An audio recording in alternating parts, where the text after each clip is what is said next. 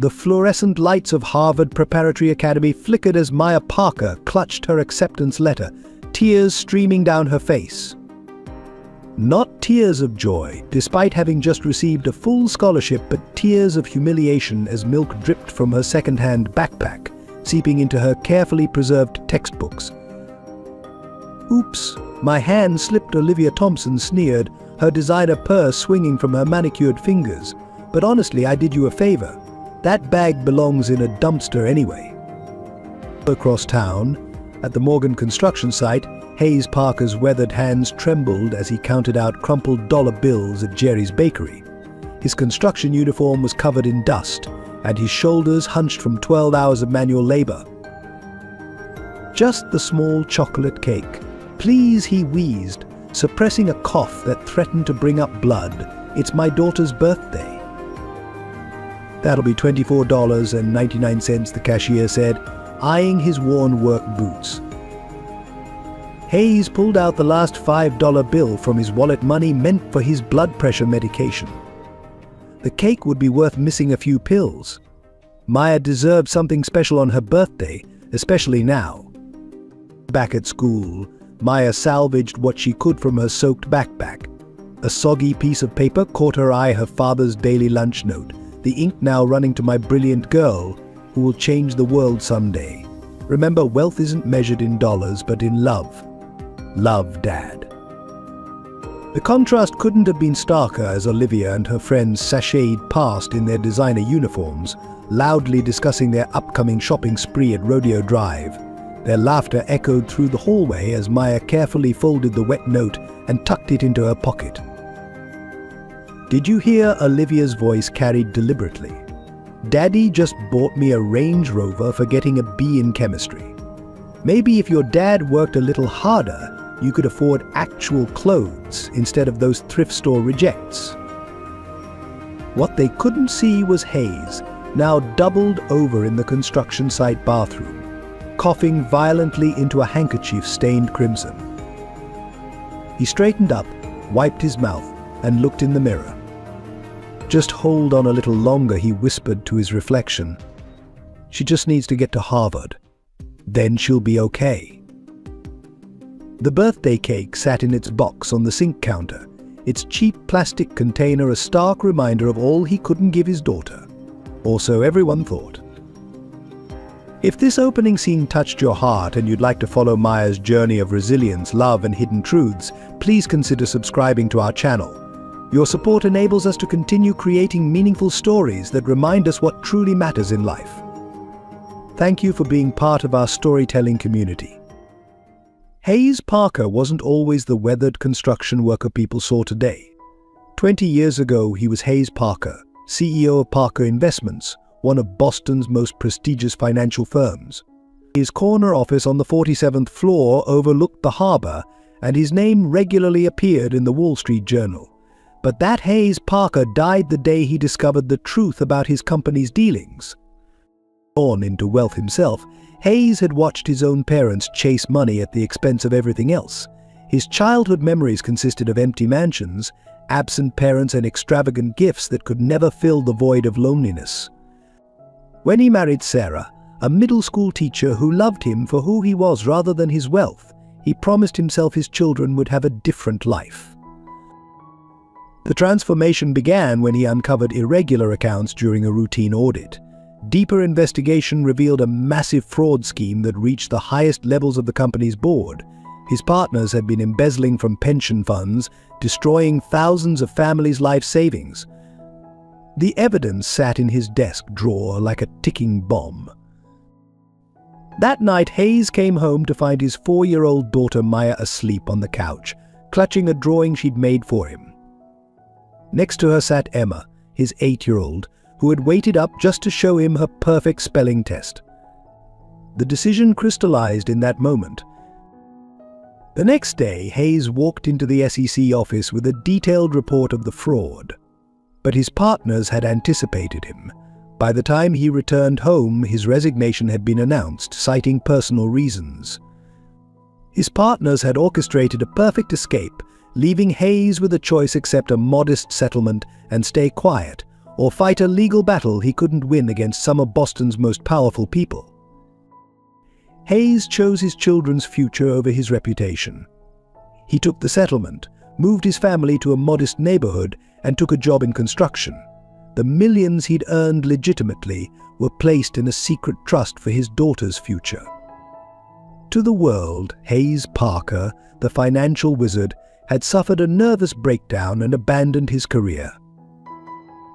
Only his wife Sarah knew the truth, and together they decided to raise their daughters away from the corrupting influence of wealth. They would learn the value of hard work, the importance of character over cash, and the true meaning of wealth, the kind that couldn't be measured in dollars. For 15 years, Hayes worked with his hands, building the very towers he once occupied. He packed simple lunches with loving notes, helped with homework at their small kitchen table, and created the warm, present childhood he never had. His calloused hands taught his daughters to ride bikes, built blanket forts in their living room, and wiped away tears after tough days at school. The former CEO became known in the neighborhood as the kindest construction worker around, always ready to help fix a neighbor's leak or repair a broken fence.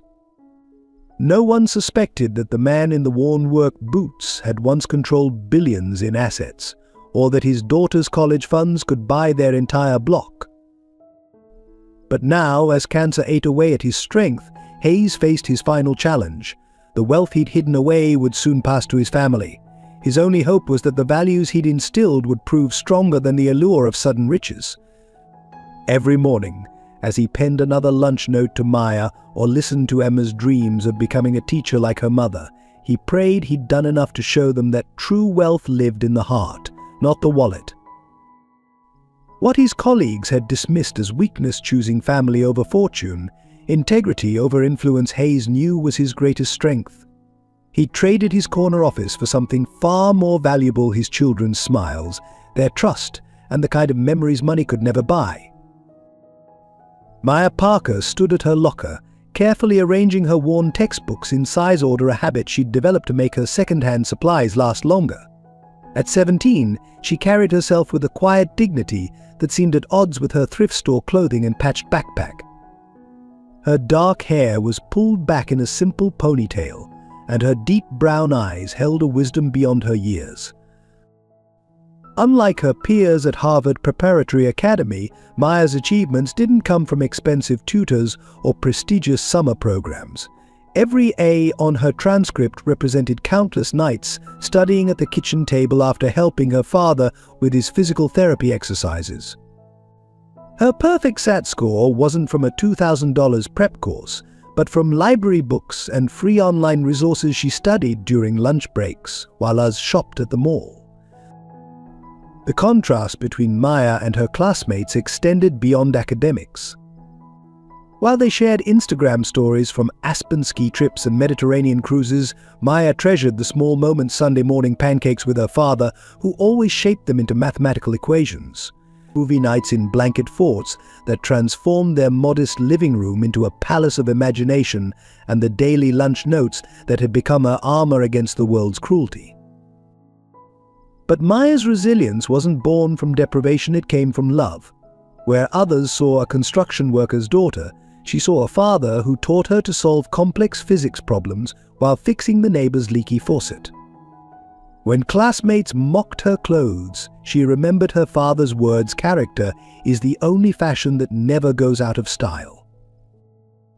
Her sister Emma might have embraced the role of social outcast, burning with resentment at their apparent poverty, but Maya found strength in it.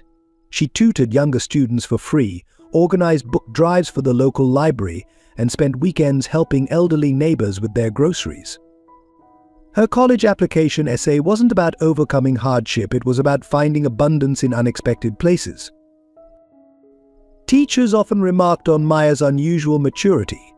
When wealthy parents complained about their children receiving lower grades than the scholarship case, Maya responded by offering to tutor their kids. When bullies ruined her art project, she stayed late to help clean the art room. Her revenge was excellence, her defense was kindness. Yet beneath her composed exterior, Maya harbored dreams as big as any of her privileged peers. Her notebook margins were filled with sketches of medical devices she hoped to design one day, innovations inspired by watching her father struggle with chronic pain. Her Harvard application wasn't just about escaping poverty, it was about creating change. What no one at school knew was how Maya spent her evenings sitting beside her father's bed, reading scientific journals aloud while he rested between coughing fits, or helping her mother calculate bills with spreadsheets she'd designed to stretch every dollar. She'd learned more about economics from their kitchen table financial summits than any classroom could teach. The irony wasn't lost on Maya that her classmates pitied her for being poor while she pitied them for not recognizing their own poverty, the poverty of spirit that came from valuing price tags over people.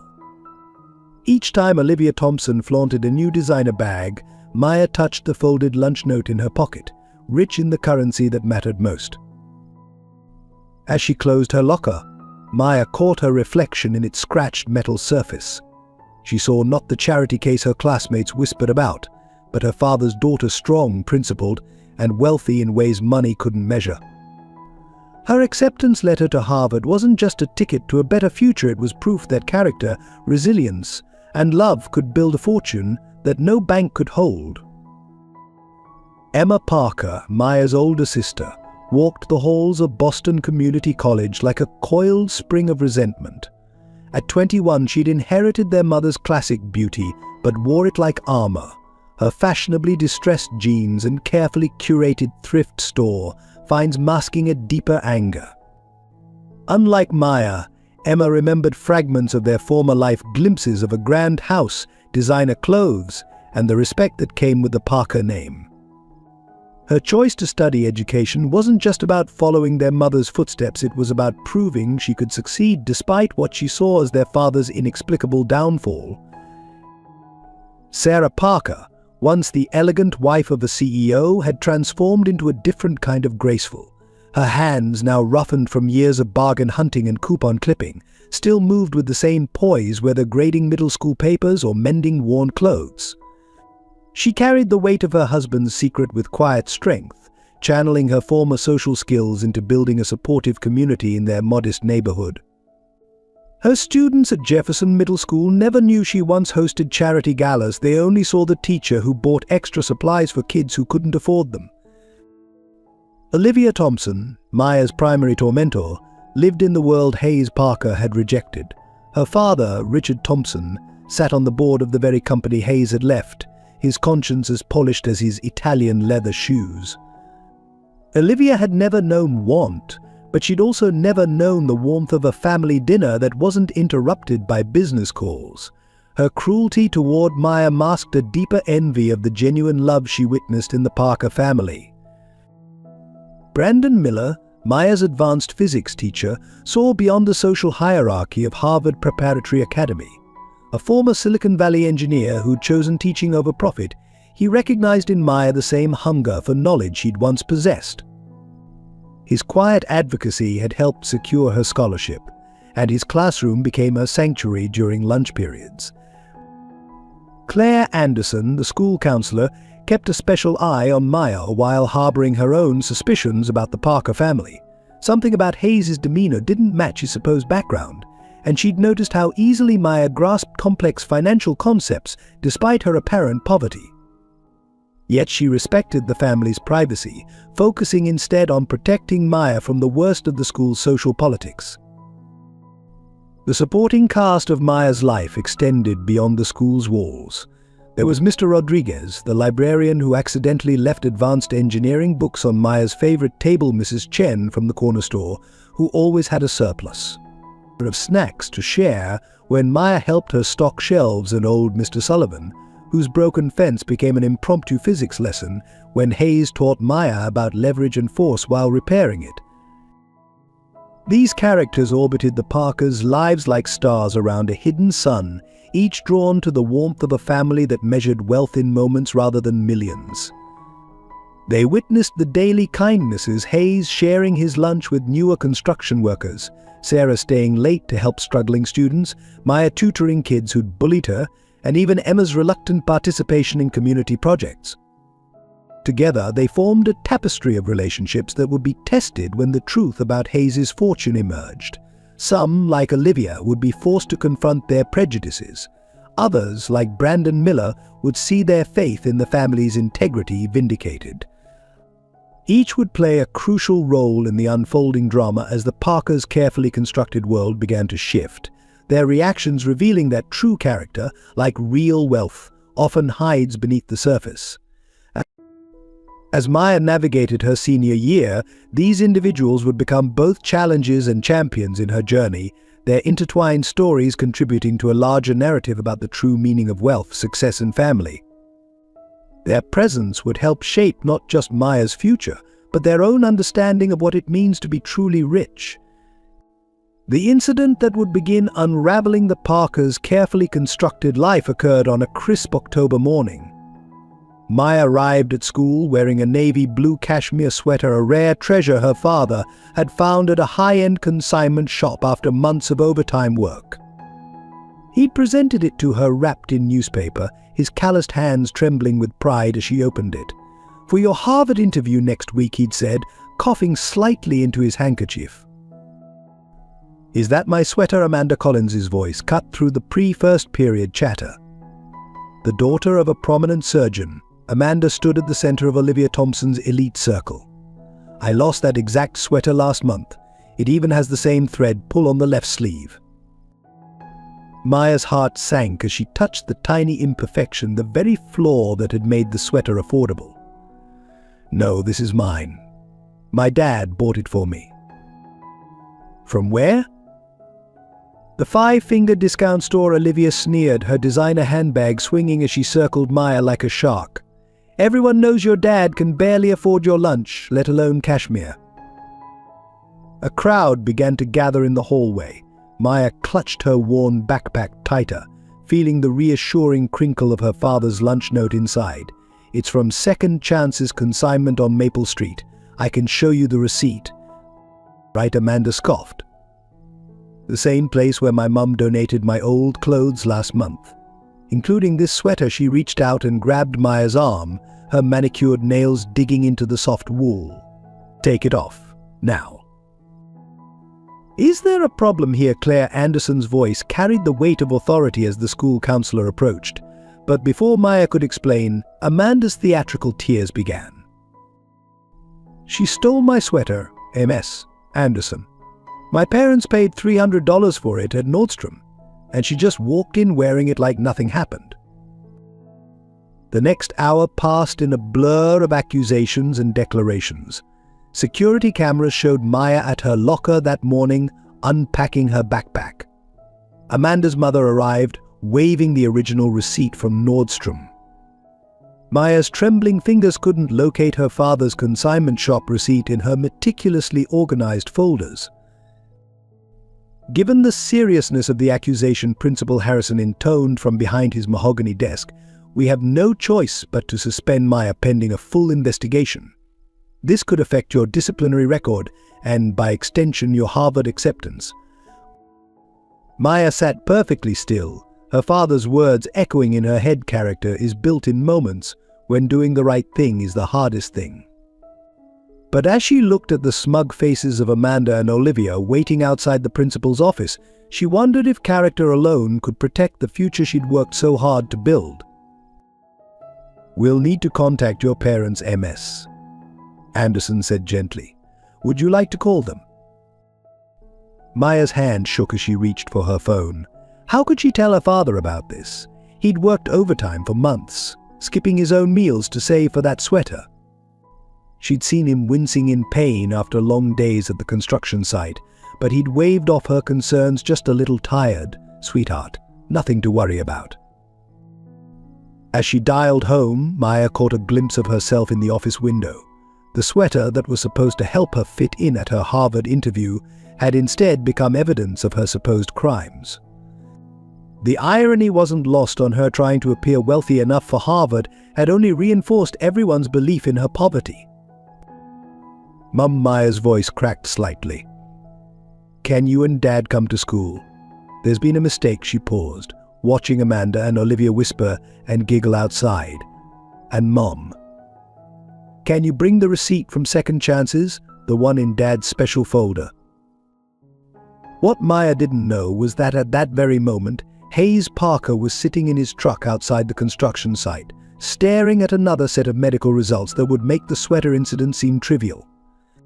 His fingers, still dusty from the morning's work, traced the word stage 4 as he listened to his wife's voicemail about the school's call. "Just hold on," he whispered to himself, tucking the medical papers into his lunchbox next to Maya's latest report card, all A's, as usual. "She just needs to get through this year. Then everything will be okay." He started the truck, unaware that this accusation would set in motion events that would expose not just the truth about the sweater, but everything he'd spent 15 years hiding. The Harvard Admissions Committee's email arrived during Maya's suspension, its subject line a dagger to her heart regarding your early admission status. Brandon Miller found her in the school library, where she'd been permitted to study during her suspension, her eyes fixed on her second-hand laptop screen. "Miss Anderson told me about the email," he said softly, pulling up a chair. "Want to talk about it?" Maya turned the laptop toward him, her hands steady despite the trembling in her voice. "They're reviewing my acceptance due to the recent disciplinary action. They're giving me 2 weeks to provide context and clarification before making a final decision." The library's fluorescent lights cast harsh shadows on her face, highlighting the dark circles under her eyes from sleepless nights. The past week had been a cascade of disasters. The consignment shop's computer system had crashed, taking with it all records of recent sales. Her father had been too ill to come to the disciplinary hearing, just a bad cold, he'd insisted, leaving Sarah to defend her daughter alone against the Collins family's private attorney. "This isn't just about the sweater anymore, is it?" Brandon asked, noting the college financial aid forms peeking out from under Maya's textbooks. "No," Maya whispered. "The Collins family is questioning everything. My grades, my test scores, my extracurriculars. They're suggesting I must have cheated to achieve them. Given my background, their lawyer even implied that my tutoring program was a front for selling answers to tests." The irony was brutal. The same privilege that allowed Amanda Collins to falsely claim theft was now being wielded to destroy Maya's future. Every achievement that had come from late-night studying, every honor earned through pure merit, was being recast as suspicious because of her perceived poverty. "They're demanding an audit of all my academic work," Maya continued, her voice hollow. "Principal Harrison has agreed to their request for a thorough review of my entire academic history. And Harvard." She swallowed hard. "Harvard wants to know why I never disclosed my ongoing disciplinary issues during the application process." Brandon's jaw tightened. He'd written one of Maya's recommendation letters, praising her extraordinary ability to explain complex physics concepts to struggling students. Now that same peer tutoring program was being used as evidence against her. "What does your father say about all this?" he asked carefully, noting how Maya flinched at the mention of Hayes. Maya paused, remembering her father's racking cough during their brief phone conversation that morning. "He's not feeling well. Mom says he just needs rest, but..." She pulled out a crumpled lunch note from her pocket, her father's usually steady handwriting noticeably shaky. "Remember, sweetheart, storms don't last forever. Keep your head high." Brandon watched as his brightest student methodically organized her appeal documents. The girl who could derive complex equations in her head was now reduced to defending her basic integrity. Her college essays about finding beauty in adversity were being twisted into proof of deception. "Maya," he said finally, "what do you need right now? Not what Harvard needs. Not what the school board wants. What do you need?" She looked up, and for a moment her composure cracked. "I need people to believe me. I need them to understand that being poor doesn't make me a thief or a cheater. I need..." Her voice broke slightly. "I need my dad to be okay. He keeps saying he is. But something's wrong, Mr. Miller. I can feel it." The library clock ticked loudly in the silence that followed. Outside, they could hear Olivia Thompson's group laughing, their voices carrying through the window as they discussed their upcoming spring break in the Maldives. The contrast was stark. While they planned luxury vacations, Maya was fighting to keep her future from unraveling. 2 weeks, Brandon said finally. We have 2 weeks to prove them wrong. And Maya, he waited until she met his eyes. You're not alone in this fight. What neither of them knew was that across town, Hayes Parker was sitting in another sterile doctor's office, receiving news that would make the Harvard crisis seem insignificant. As his oncologist discussed treatment options, Hayes's mind was on the acceptance letter framed in Maya's room. He had 2 weeks to decide between aggressive treatment that might buy him more time but destroy their savings, or letting nature take its course and preserving Maya's college fund. In both father and daughter's minds, the same thought echoed: sometimes the highest price we pay isn't measured in dollars. Hayes Parker's secret began to unravel on a Wednesday afternoon at the Morgan construction site. He'd been fighting through another wave of dizziness, determined to finish his shift despite the burning in his chest. The world tilted suddenly, steel beams blurring before his eyes, and then the ground rushed up to meet him.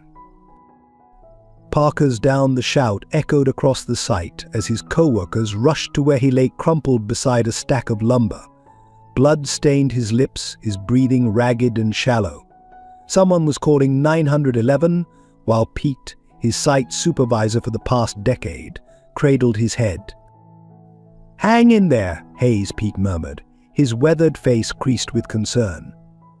"Help's coming." He reached for Hayes's wallet to find emergency contacts, and a paper fluttered out, a medical document Hayes had been carrying close to his heart. The emergency room at Boston General was a stark contrast to the private hospitals Hayes had once frequented as a CEO. Dr. Rebecca Chen studied his charts with growing concern, her eyes moving between the new tests and the wrinkled papers Pete had found at the site. "Mr. Parker," she said quietly, pulling up a chair beside his bed, "these previous test results, they're from 6 months ago. You were diagnosed with stage 3 lung cancer and declined treatment. Why?"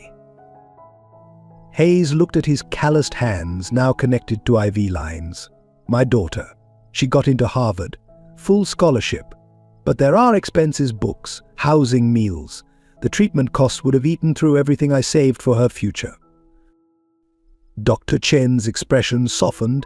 "And now it's stage 4. Mr. Parker, we need to contact your family." "Please," Hayes whispered, his voice rough. "Let me tell them myself." "Just. Not today. Maya has her disciplinary hearing tomorrow. She needs to focus on that." But fate had other plans. Sarah Parker was already in the hospital parking lot, having received the call from Pete. As she hurried through the emergency room doors, she passed a young doctor discussing Hayes's case with a colleague. Terminal lung cancer, been hiding it for months, refused treatment to save money for his kids. Sarah's world stopped. The past months suddenly snapped into focus: the increasing fatigue, the hidden coughs, the handkerchief she'd found stained with blood in the laundry. Her husband, the former CEO who'd chosen integrity over wealth, had once again sacrificed himself for their children. In Hayes's room, Sarah found him attempting to write another lunch note for Maya, his hands trembling as he tried to maintain the cheerful tone that had sustained their daughter through years of hardship. "Remember, sweetheart, every challenge is an opportunity." How long? Sarah's voice cut through the mechanical beeping of monitors. "How long have you known?" Hayes looked up, meeting his wife's tears with a sad smile. "Since Maya's acceptance letter came. The initial diagnosis, it was the same day. All those extra shifts. The overtime." Sarah's voice broke. "You weren't saving for her textbooks, were you? You were trying to build up our emergency fund before." "Before I couldn't work anymore," Hayes finished quietly. "I thought I had more time. Just needed to get her through this year, get her settled at Harvard." Then he gestured weakly at himself. "Then this wouldn't matter so much." Sarah sank into the chair beside his bed, taking his rough hand in hers. "She deserves to know, Hayes. They both do. All these years we've taught them about integrity, about honesty. And about protecting the ones you love, Hayes countered, then doubled over with a coughing fit that left fresh blood on his hospital gown. Maya's fighting for her future right now. If she knows about this, you know our daughter. She'll give up Harvard to stay home, get a job, try to help. The room fell silent except for the steady rhythm of the heart monitor. Outside, the Boston skyline glittered with the same lights that had once shone through Hayes' executive office. Now they illuminated a different kind of wealth, the kind that made a man work through terminal illness to secure his daughter's dreams, that turned a former CEO into a construction worker to protect his children's values. One more day, Hayes pleaded softly. Let her get through the hearing tomorrow. Then I'll tell them everything. About the cancer, about our past, about who we really are. Just give her one more day to fight her battle before she has to face mine. Sarah looked at her husband, still protecting, still planning, still putting their children first, even as his own time slipped away. She leaned forward and kissed his forehead, tasting the salt of her own tears. One more day, she whispered, but not a day more. The disciplinary hearing was scheduled for 9 a.m. sharp, but Maya Parker sat alone in the school conference room at 8:45, straightening her father's carefully pressed construction uniform jacket. Hayes had insisted on lending it to her for luck. He'd said through the hospital phone, since he couldn't be there himself. The familiar scent of sawdust and his favorite coffee still clung to the fabric. Miss Parker, Principal Harrison's voice cut through her thoughts. Your mother called. She won't be able to attend either. He paused, studying the girl who'd never missed a day of school until the suspension. Under the circumstances, we should reschedule. But Maya straightened her shoulders, her father's oversized jacket making her look both smaller and somehow stronger. No, sir, I'm prepared to speak for myself. The room filled quickly. Amanda Collins and her parents, their lawyer in an expensive suit, Olivia Thompson, and her father, who sat on the school board, M.S. Anderson, and Mr. Miller, who'd insisted on being present as Maya's faculty advocate. The evidence lay spread across the mahogany table: the contested sweater, Amanda's Nordstrom receipt, security camera footage. Maya had just opened her folder of character references when her phone buzzed, a text from her mother hospital. Emergency. Come now. The blood drained from her face as she read the next words, Dad critical. Hurry. Miss Parker, Principal Harrison's voice seemed to come from far away. We're ready to begin. Maya looked up at the faces around the table, the Collins family's smug certainty, Olivia's barely concealed glee, Mr. Miller's concern.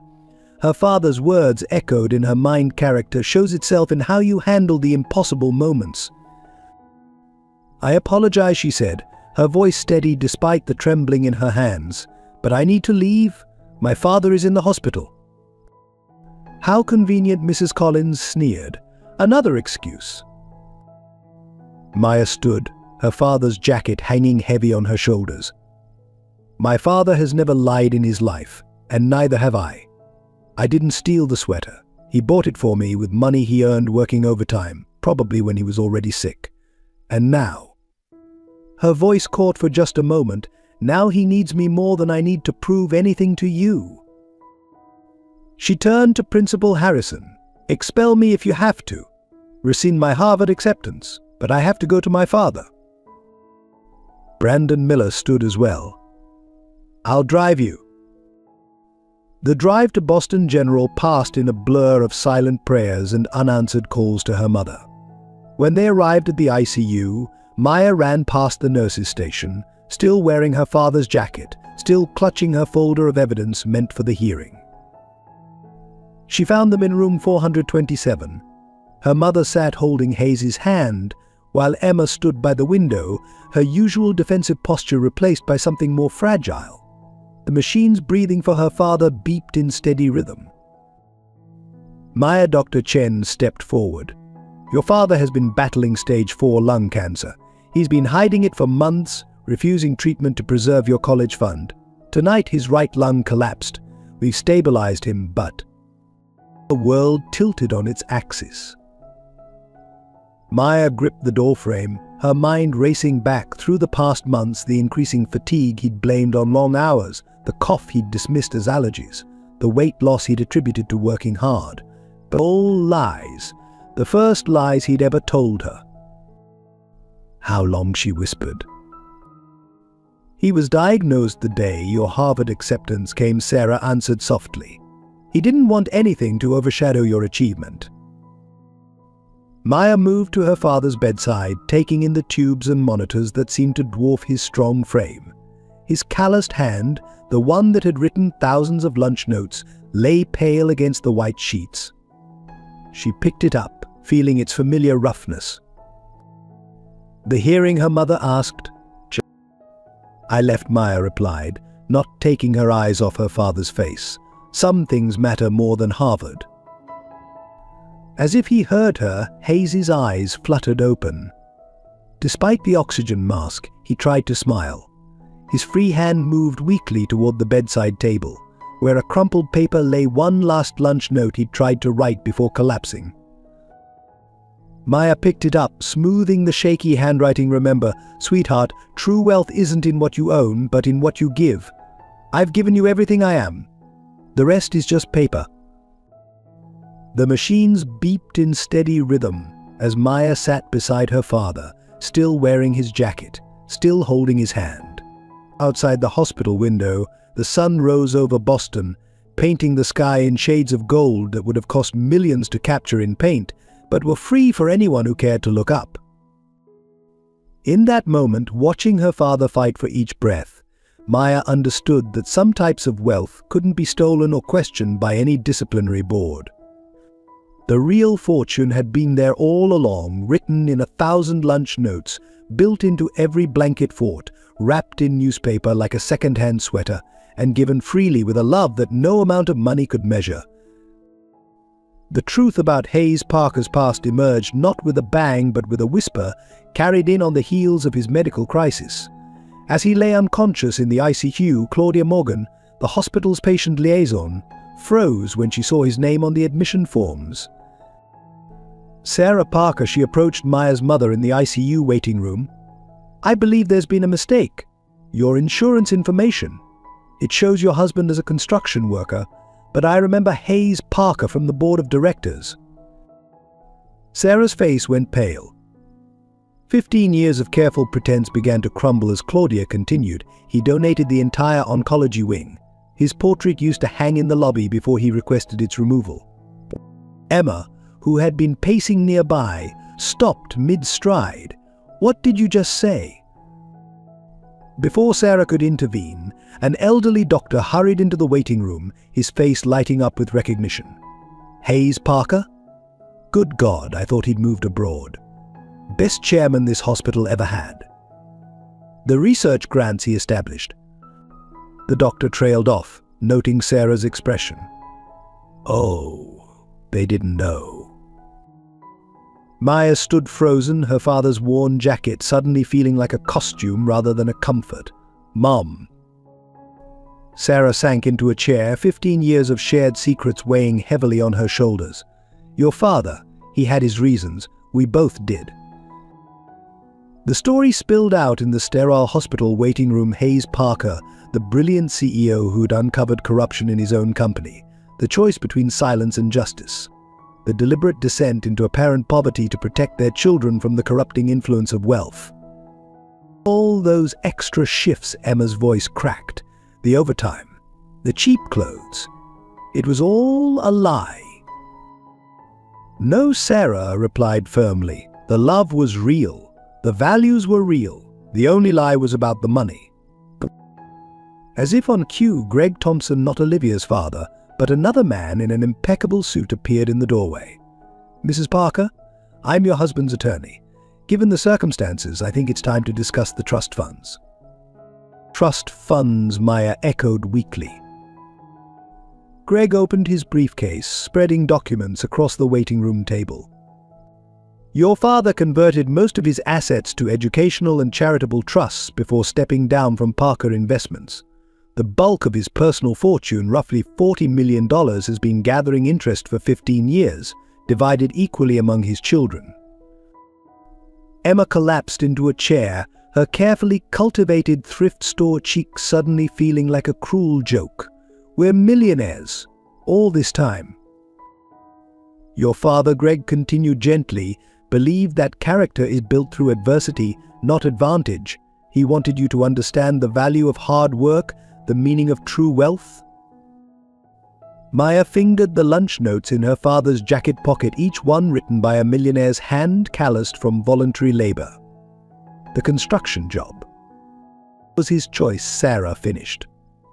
He said he wanted to build something real for a change, not just move money around. A nurse appeared in the doorway. "He's asking for them." They found Hayes awake but weak, his eyes clearer than they'd been in days.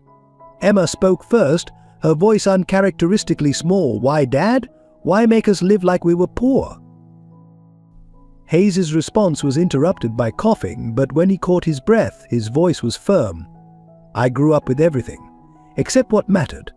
My parents thought money could replace presence. I wanted better for you." But the bullying Emma pressed, the social isolation, the shame. Hayes's eyes filled with tears. "I've never been more proud than watching you both become women of character. Money can't buy that." Maya stepped forward, still wearing his jacket. "The sweater. The one that started all this? You knew we could afford better." "I knew," Hayes whispered, "that anything bought with honest work has more value than everything I used to own." Another coughing fit seized him. Dr. Chen appeared, checking his vitals with concern. "He needs rest." But Hayes gripped Maya's hand. "The Harvard hearing." "I left," she said quietly. "Some things matter more." A weak smile crossed Hayes's face. "That's exactly what I hoped you'd learn." His eyes drifted shut as the medication pulled him under. Outside his room, Greg Thompson cleared his throat. "There's more." Hayes left instructions about the Collins family. Sarah's head snapped up. Amanda Collins's parents. They were involved in the original fraud he uncovered. He kept the evidence. "All of it," said someday, "it might protect you." Maya stood at her father's window, watching his chest rise and fall with mechanical precision. The man she'd known as a humble construction worker had been protecting them all along, not just from poverty, but from the corruption of wealth itself. Every overtime shift, every second-hand purchase, every missed social event had been a deliberate choice, an investment in character over comfort. In her pocket, his last lunch note crinkled, "True wealth isn't in what you own, but in what you give." Standing there, watching the sunrise paint gold across her father's sleeping face, Maya realized that some fortunes can't be measured in dollars, and some investments yield returns that no bank could ever calculate. 3 days after the revelation, Hayes Parker had a moment of startling clarity. The doctors called it terminal lucidity, that mysterious surge of energy some patients experience near the end. For a few precious hours, he was fully himself again, free from the morphine haze that had clouded his mind. "Maya," he called softly, his voice stronger than it had been in days. She was at his bedside instantly, still wearing his jacket despite the hospital's warmth. "There's something else I need to tell you." Sarah and Emma gathered closer as Hayes struggled to sit up. His face, though gaunt, held the same determined expression they remembered from thousands of morning breakfasts and bedtime stories. "The sweater," he began, "the one that started all this? I didn't buy it at second chances." He paused, catching his breath. "I bought it new, from Nordstrom, the same day Amanda Collins's mother returned hers." Maya's hand flew to her mouth. "But the receipt is in my toolbox at home, along with the security camera footage from the store." Hayes's eyes held a familiar twinkle. "Old habits from my investigative days. Always keep evidence." "You knew this would happen?" Emma asked, incredulous. Hayes shook his head, triggering a small coughing fit. When it passed, he continued, I knew Richard Thompson was pressuring the school board about Maya's scholarship. Knew they'd try something, the sweater. It was bait. You let them accuse me of theft. Maya's voice held more wonder than accusation. I let them show their true colors. Hayes corrected gently. The same colors they showed 15 years ago when they destroyed thousands of lives through their fraud. Only this time his voice strengthened with pride. This time I made sure the evidence was clear. Sarah squeezed his hand, always protecting them, even now. The construction job wasn't just about teaching values, Hayes admitted. It kept me invisible. Let me watch, gather evidence. The Thompsons, the Tollins, they never suspected their former CEO was literally building their homes, listening to their conversations about ongoing schemes. Maya sat heavily in the bedside chair. All those times you came home exhausted. But some nights were research, not overtime, Hayes nodded. Building a case. Insurance in case they ever came after you girls. His breathing grew more labored. The cancer. It forced my timeline. Had to make sure. You were protected. Dr. Chen appeared in the doorway, frowning at his vital signs, but Hayes waved her away. My daughters need to understand. He turned to Emma first. The anger you've carried, about our lifestyle, it protected you too, kept you from falling into their world. You became strong, independent, real. Emma's carefully constructed walls crumbled as she laid her head on her father's shoulder, crying like the little girl who used to crawl into his lap during thunderstorms. And Maya, his voice softened. Your Harvard dream. It's yours, you earned it. Every grade, every achievement. Pure merit. The trust fund. It was always there, but I needed you to know. You could succeed on your own. The monitors began beeping more urgently. Dr. Chen stepped forward, but Hayes gripped Maya's hand with surprising strength. The evidence is all there. In my toolbox, every document, every recording. Enough to protect your future. And maybe help those families from 15 years ago. His voice grew fainter. But the choice, whether to use it, that's yours now. Dad, Maya's voice broke. I don't care about Harvard anymore. Just stay, please. Hayes smiled, the same gentle smile that had greeted them every morning of their lives. You'll care again. Dreams don't die. They just transform. Like wealth, like love. The monitor's beeping became more erratic. Dr. Chen moved forward with purpose this time, and the room filled with medical staff.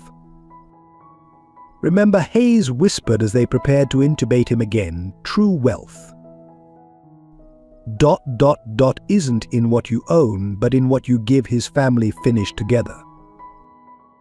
As the doctors worked, Maya stood at the window, her father's jacket wrapped tight around her shoulders. Below, the hospital's front entrance was clearly visible, where Amanda Collins and her mother were just arriving for their regular charity board meeting. They walked past the construction workers repairing the hospital's front steps, never glancing at the men who labored in plain sight. Maya touched the lunch note in her pocket, then reached into the jacket's inner pocket and found something else, a small key with a tag reading storage unit 247. Her father had planned everything, protected everything, thought of everything. Even now, even here, he was teaching them one last lesson about the true meaning of wealth, love and justice. Outside, the construction workers finished their task, building something solid and real that would support thousands of passing feet, just as Hayes Parker had built a foundation of truth and character that would outlast any fortune, any accusation, any trial that lay ahead. The monitors stabilized, but Hayes didn't regain consciousness. Yet his last message hung in the air, more valuable than any inheritance. Character, built through adversity, was the only wealth that truly mattered. Hayes Parker passed away quietly on a Sunday morning as sunlight streamed through the hospital window. His last conscious act had been to squeeze Maya's hand 3 times, their secret code for "I love you" since she was small. The funeral that followed reflected his values, simple, dignified, and open to anyone who wished to attend. Construction workers in their best clothes sat alongside hospital board members, while his daughters greeted mourners in second-hand black dresses that now carried a different kind of weight.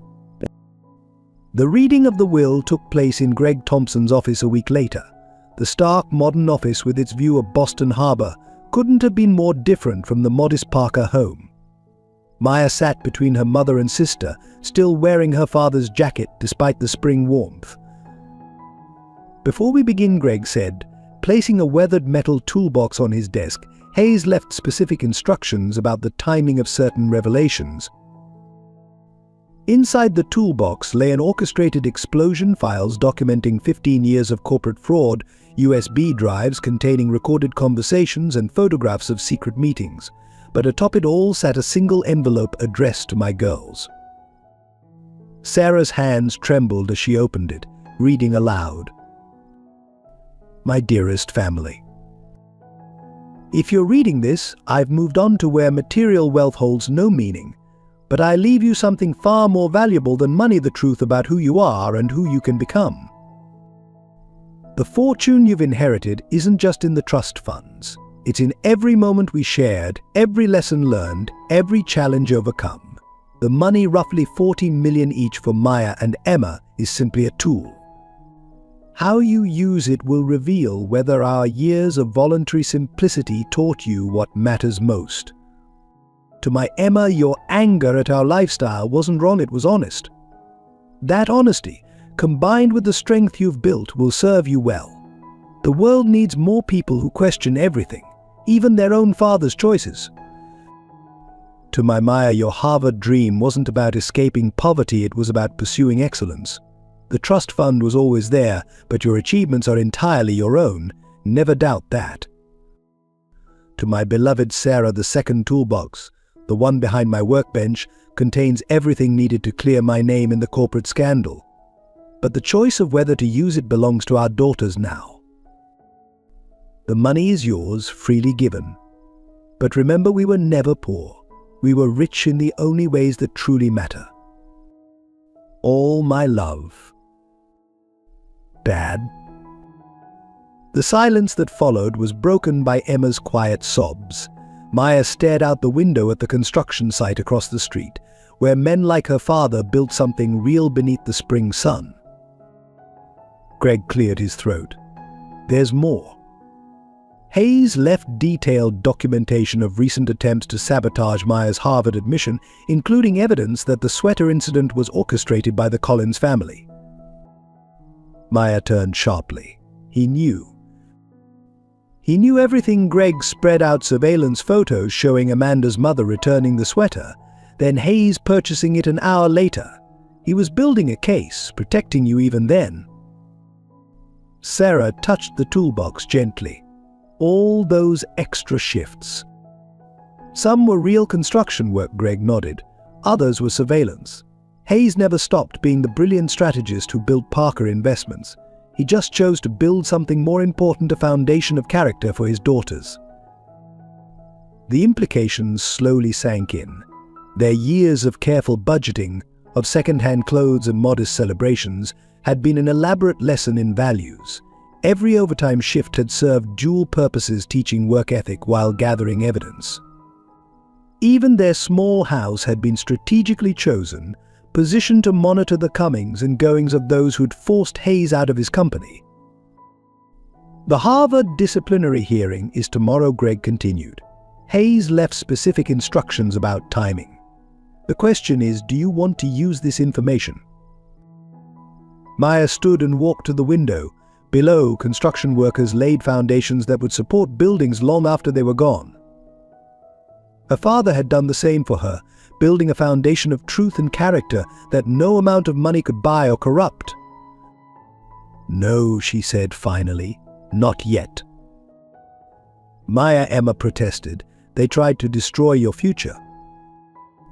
"And in doing so, they revealed who they really are." Maya touched her father's jacket pocket, where his last lunch note rested. "Dad spent 15 years gathering this evidence, not just for justice, but to teach us something about patience, about timing, about using power wisely." She turned back to her family. I want to face the hearing on my own terms first. Let them show everyone who they really are. Just like Dad did 15 years ago. The truth isn't just in these documents, it's in who we've become because of his choices. Sarah watched her daughter with growing pride. The weight of wealth hadn't changed her. If anything, it had reinforced the values Hayes had worked so hard to instill. Besides, Maya added, a familiar determination in her eyes, Dad always said true wealth isn't in what you own. ... But in what you give, they finished together. Outside, the construction workers finished another foundation, solid and true beneath the surface, supporting whatever would be built above. Just as Hayes Parker had built his greatest legacy not in fortunes or evidence, but in the unshakable character of his daughters. The sudden transition from perceived poverty to immense wealth affected each member of the Parker family differently. In the weeks following Hayes' death, their modest home became a study in contrasts, much like the lives they had led. Sarah Parker stood in her kitchen, still making coffee in the same chipped mugs, though her bank account could now buy a coffee plantation. The morning routine remained unchanged: breakfast at the worn table, moments of silence as they all noticed the empty chair where Hayes should have been. But subtle changes had begun to emerge. Emma, who had once scrimped and saved for thrift store finds, arrived home one evening with shopping bags from designer boutiques. "I bought us all new wardrobes," she announced, her voice a mixture of defiance and guilt. "We don't have to pretend anymore." Maya watched as her sister pulled out silk blouses and cashmere sweaters, each price tag representing what their father used to earn in a week of construction work. "We never were pretending," she said quietly. Dad's lessons were real. The divide between the sisters deepened as they processed their inheritance differently. Emma threw herself into exploring their new wealth, replacing their furniture with expensive pieces, hiring staff to clean the house they'd always maintained themselves. Each change felt like an erasure of their father's carefully constructed world. "We can move to a better neighborhood," Emma suggested one evening, as their mother served dinner on their old plates despite the new china sitting unused in boxes. "We can live the life we were meant to have." "We already had the life we were meant to have," Maya countered, still wearing her father's jacket despite the summer heat. "Dad chose this life for us. All of it." Sarah watched her daughters struggle with their new reality, remembering the conversation she'd had with Hayes years ago when they'd first decided to live modestly despite their wealth. "Money doesn't build character," he'd said. "Choices do." The contrast became starker when Emma began driving a new Mercedes, parking it beside Maya's still functional used car in their modest driveway. Neighbors who had known them for years began to whisper, their friendly waves becoming uncertain nods. The transformation reached a breaking point when Emma suggested selling their father's tools. "They're worth nothing," she argued, gesturing at the weathered toolbox in the garage. "We should clear all this out." Maya found her mother crying in the garage that night, holding Hayes' worn work gloves. "He used to say these calluses were his badges of honor," Sarah whispered. "More valuable than any stock certificate." The next morning, Maya made a decision.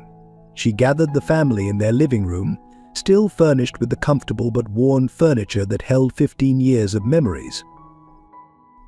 "Dad left us more than money," she began, pulling out one of his old lunch notes. "He left us a blueprint for how to live. Emma, remember when you broke your arm in 3rd grade? Dad worked overtime for months to pay the medical bills, or so we thought. He could have written a check, but instead he showed us how to face challenges." Emma touched her arm, remembering the construction site visits where Hayes had taught her about safety while secretly monitoring his former colleagues. "He didn't have to work at all," she said softly. "No," Maya agreed. "He chose to. Every day he chose to teach us something more valuable than wealth, and now we have to choose too." Sarah watched her daughters, seeing Hayes' strength in Maya's conviction and his strategic mind in Emma's questioning nature. "Your father," she interjected, "used to say that wealth is like water. It can nourish or drown, depending on how you channel it. Something shifted in Emma's expression. She looked around their home, not at the things they lacked, but at the memories they'd built.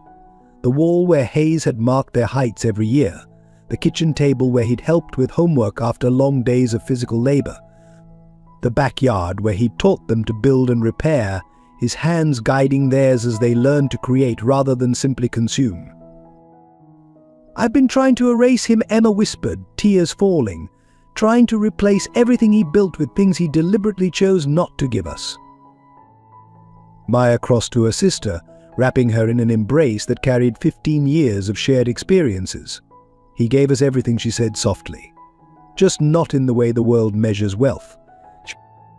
Sarah watched her daughters, seeing them grasp the true value of their inheritance. The money in their accounts was substantial, but the real fortune was in the values Hayes had built, choice by choice, day by day, lunch note by lunch note.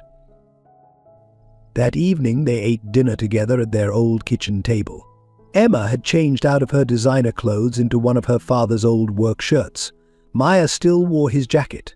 But Sarah served food on their familiar plates, and for the first time since Hayes's death, the empty chair at the table didn't feel like an absence, but a presence, a reminder of the man who had chosen to build his legacy not in luxury, but in love. Outside, the summer sunset painted their modest home in shades of gold that no amount of money could buy. The true transformation wasn't in their bank accounts or possessions, but in their understanding of what Hayes Parker had really left them, a wealth that couldn't be spent, only lived. The Harvard disciplinary hearing reconvened 2 weeks after Hayes Parker's funeral. Maya walked into the conference room alone, still wearing her father's jacket, but carrying herself with a new kind of confidence. The evidence from his toolbox remained untouched at home. This battle, she had decided, would be fought with the weapons he had given her long before money entered the equation. Principal Harrison sat at the head of the table, flanked by board members including Richard Thompson. Amanda Collins and her parents occupied one side, their lawyer's expensive suit a stark contrast to Maya's simple attire. Brandon Miller sat quietly in the corner, a subtle nod of support greeting Maya's entrance. "Miss Parker," Principal Harrison began, "given the circumstances of your father's passing, we considered dismissing this case. However, the Collins family has insisted on proceeding." "They would," Maya said quietly, removing a worn envelope from her father's jacket pocket, "just as they insisted 15 years ago when they destroyed other lives for profit." Richard Thompson's head snapped up, his face paling slightly.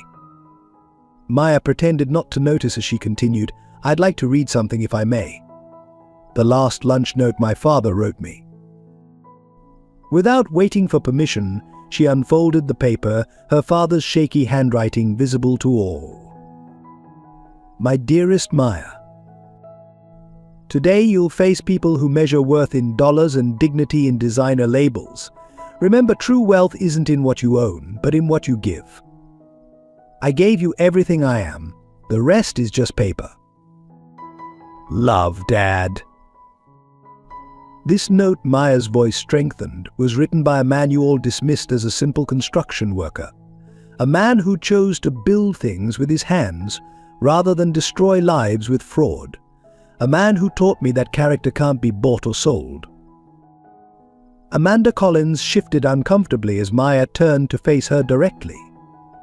"You claimed I stole your sweater. The truth is, my father bought it new. He had the receipt, the security footage, everything needed to prove my innocence. But he taught me something more valuable than proof. He taught me that my worth isn't determined by what I wear or what others think of me." Richard Thompson's lawyer started to speak, but Maya pressed on. "I could show you evidence right now that would end this hearing and raise questions about much bigger issues. But that's not why I'm here." She placed her Harvard acceptance letter on the table. "I earned this. Every grade, every achievement, every recommendation earned through work, not wealth. You can take it away based on a false accusation, but you can't take away what my father built in me." The room fell silent. Principal Harrison studied Maya with new eyes, seeing not the scholarship case, but a young woman whose strength had been forged by something more valuable than money. The sweater incident, Maya concluded, was never about theft. It was about the power to dismiss someone based on their perceived poverty. But my father taught me that true power lies in choosing how to use what you have, whether it's wealth or wisdom. Brandon Miller stepped forward, placing a folder on the table. I have here character references from every student Maya has tutored over the past 4 years. Including, he added pointedly, your son, Mr. Thompson. The one who got into MIT largely thanks to Maya's help. The implications hung in the air. Richard Thompson's face reddened as he remembered the many evenings Maya had spent helping his struggling son, never asking for payment, never mentioning that her father had once been his boss. Principal Harrison cleared his throat. Miss Collins, do you wish to maintain your accusation? Amanda looked at Maya, really looked at her for the first time. She saw not the poor scholarship student she'd tried to destroy, but someone who had chosen to face her accusers with dignity rather than destruction. No, Amanda said quietly. I was mistaken.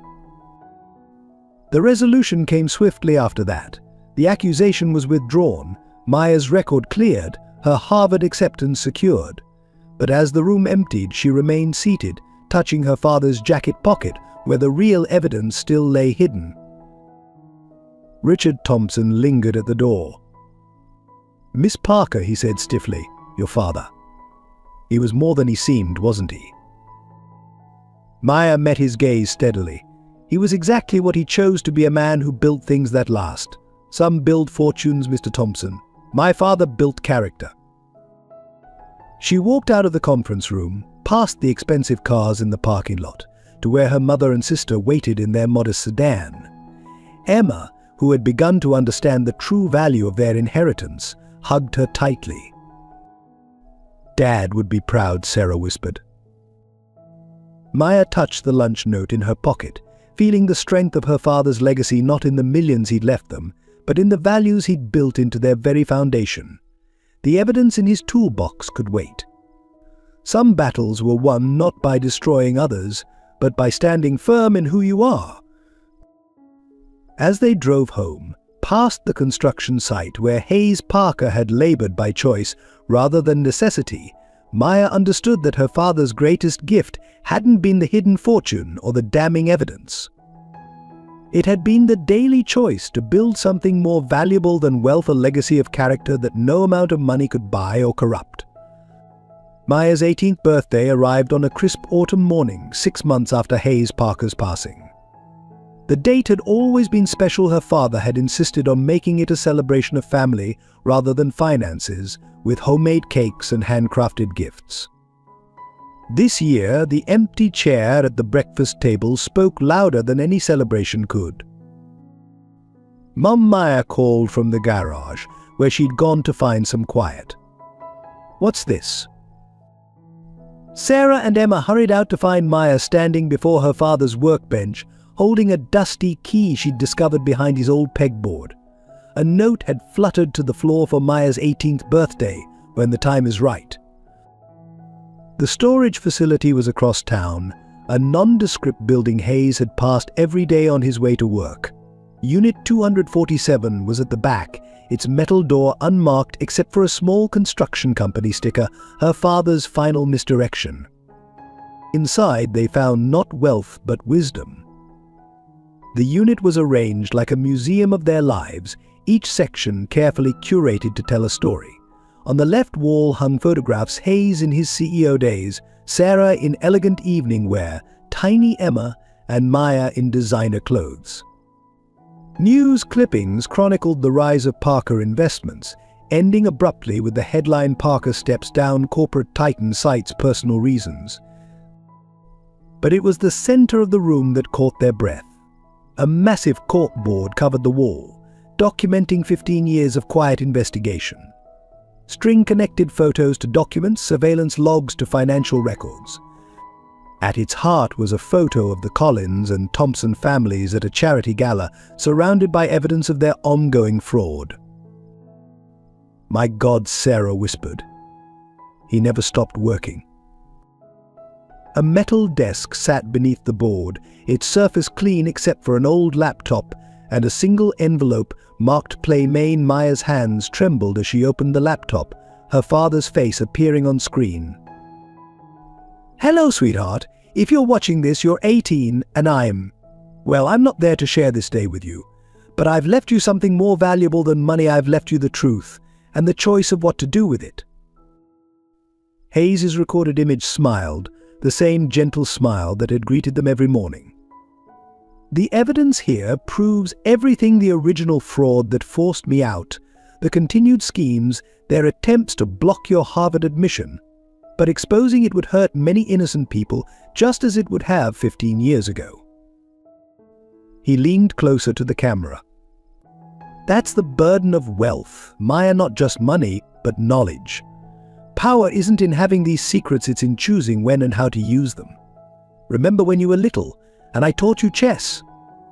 It's not about taking pieces, it's about knowing which pieces to move and when." The screen split, showing surveillance footage: Hayes on construction sites, secretly recording conversations; Hayes in his truck, photographing clandestine meetings; Hayes at charity events, wearing his construction uniform while serving drinks, invisible to his former colleagues. "I chose to step down rather than fight because I saw a chance to teach you something more valuable than victory. But I kept watching, kept gathering evidence. Because a father's job is to protect his children, not just from harm, but from becoming the kind of people who cause harm." Tears streamed down Maya's face as her father's image continued. "The money in your trust fund is clean earned before I discovered the fraud. The evidence in this room is my real gift to you, not to use for revenge, but as protection if they ever try to hurt you again. More importantly, it's proof that wealth without character is poverty in disguise." Emma gripped Maya's shoulder as their father's final message played. "I've watched you grow into someone who understands that true richness isn't in a bank account. You fought that disciplinary hearing without using this evidence. You chose character over easy victory. That choice made me prouder than any amount of money ever could." The screen flickered as Hayes coughed, his illness visible even in the recording. "Today you're officially an adult, but you've been making adult choices for years. The evidence is yours now. Use it wisely, protect those who need protecting, and remember, we were never poor. We were rich in the only ways that matter." The video ended, but Hayes's presence filled the storage unit. Every photograph, every document, every piece of evidence represented years of patient work, a father building not just a case, but a legacy of justice and wisdom for his daughter. Sarah touched the corkboard gently. All those nights he came home exhausted. He was doing this. He was protecting us, Emma realized, not just with money, but with truth. Maya stood in the center of the unit, surrounded by her father's real fortune, not the millions in the trust fund, but the meticulous documentation of right and wrong, the patient gathering of truth, the careful preservation of justice for the moment it would be needed most. In her pocket, she felt the familiar shape of his last lunch note. The words seemed different now. True wealth isn't in what you own, but in what you give. Her father had given her not just evidence or money, but the wisdom to know when to use each. Outside, the autumn sun painted the storage facility in shades of gold. Inside Unit 247, Hayes Parker's greatest treasure stood surrounded by his life's work, understanding at last that some inheritances can't be measured in dollars, and some fortunes are built not in boardrooms, but in the quiet moments when character meets choice. The discovery in the storage unit affected Sarah and Emma Parker in profoundly different ways. That evening, they sat in their modest living room, the weight of Hayes's secret legacy hanging between them. Emma held one of her designer handbags purchased in the weeks after his death with newfound discomfort. "I need to show you something," Sarah said quietly, disappearing into her bedroom. She returned with a small wooden box, its surface worn smooth by years of handling. Inside lay hundreds of photographs: Hayes in a bespoke suit addressing shareholders, Sarah in evening gowns at charity galas, their former mansion gleaming in the background. "Your father took these with him when we left," she explained, spreading them across the coffee table, not as memories of what we lost, but as reminders of why we chose this life. Emma picked up a photo of herself at age 4, wearing a dress that cost more than their current monthly mortgage payment. "I remember this day," she said softly. "The nanny took the picture because you and Dad were at a board meeting." "That's why we left," Sarah continued. "Hayes saw what wealth without values was doing to our family. The night he discovered the fraud, he came home to find you both asleep, waiting for parents who were too busy with money to make memories." Maya touched a photo of their former home. "It's beautiful." "It was empty," Sarah corrected. "No blanket forts, no family game nights, no Sunday pancakes. Just rooms full of expensive things and children being raised by staff." Emma's hands trembled as she lifted another photograph. Hayes at his CEO desk, looking polished but distant. "He looks lonely." He was. We all were. Sarah's voice carried years of understanding. "That's why he chose the construction job." He said building things with his hands made him feel more connected to what matters than moving millions with a signature ever did. The contrast between the photographs and their current life took on new meaning. What Emma had seen as deprivation, Maya had always recognized as intention. Every modest choice had been carefully crafted to build something more valuable than wealth. "Mom," Emma whispered, "I've been so wrong. Since Dad died, I've been trying to reclaim what I thought we lost. But we never lost anything, did we? We gained everything that matters." Sarah gathered her daughters close, feeling Hayes' presence in their growing understanding. "Your father used to say that true poverty is having money but missing moments. We chose this life because we wanted you to be rich in ways no bank can measure." The transformation was visible in Emma's eyes as she looked around their home, not at its modest furnishings, but at the memories embedded in every corner. The wall where Hayes had marked their heights each year, his construction pencil making permanent records of their growth. The kitchen table where he'd helped with homework after long days of physical labor, his calloused hands gentle on their shoulders. "I've been spending money like it could fill the empty space he left," Emma admitted, tears falling. "But Dad knew, he always knew, that emptiness can't be filled with things." Maya opened her father's jacket, which she still wore daily, and pulled out a stack of his lunch notes. "Look at these dates," she said, spreading them out. "He wrote these even on days when he was gathering evidence, when he was protecting us from something so much bigger than we knew." The sisters sat together, reading through years of daily wisdom penned by a millionaire disguised as a construction worker. Each note revealed not just a father's love, but a deliberate choice to build character rather than fortune. Sarah watched her daughters, seeing Hayes' legacy bloom in their understanding. Emma, who had responded to his death by embracing wealth, now held his old work gloves with reverence. Maya, who had inherited his strategic mind, saw the lunch notes as pieces of a larger lesson. "We should sell the designer clothes," Emma said suddenly. "Use the money the way Dad would have to build something real." The Hayes Parker Memorial Scholarship, Maya suggested, for students who understand that character outweighs currency. Sarah smiled, seeing her husband's values rise stronger than his wealth in their children's hearts. The transformation wasn't in their bank accounts, but in their understanding of what Hayes Parker had really left them: a fortune built, not in dollars, but in decisions. That night, Emma moved back into her old room, taking down the expensive art she'd bought and replacing it with her father's framed lunch notes. Maya hung his work jacket beside her Harvard acceptance letter, equal treasures in her eyes. Sarah sat in their kitchen, drinking coffee from the same chipped mug she'd used for years. Outside, their modest home stood solid and true, built not of marble and gold, but of countless choices that valued substance over show. "You were right, my love," she whispered to Hayes' empty chair. "True wealth isn't in what you own, but in what you give. And you gave them everything that matters." The autumn moonlight painted their home in silver, touching everything with the kind of grace that no amount of money could buy. In the quiet of their transformed understanding, The Parker women felt Hayes's presence not in the millions he'd left them, but in the values he'd built into their very foundation. The tranquility following Hayes Parker's birthday revelations shattered 3 days later when Olivia Thompson strode into Harvard Preparatory Academy's cafeteria, waving her phone triumphantly. On its screen was a viral social media post, a photograph of the Parker family entering their lawyer's office, with the caption exposed the poor family worth millions, the biggest scam at Harvard Prep. Maya sat at her usual quiet table, still wearing her father's jacket, when whispers erupted around her. Amanda Collins appeared beside Olivia, their previous enmity forgotten in the face of this new scandal. So it was all fake, Amanda's voice carried across the suddenly silent cafeteria.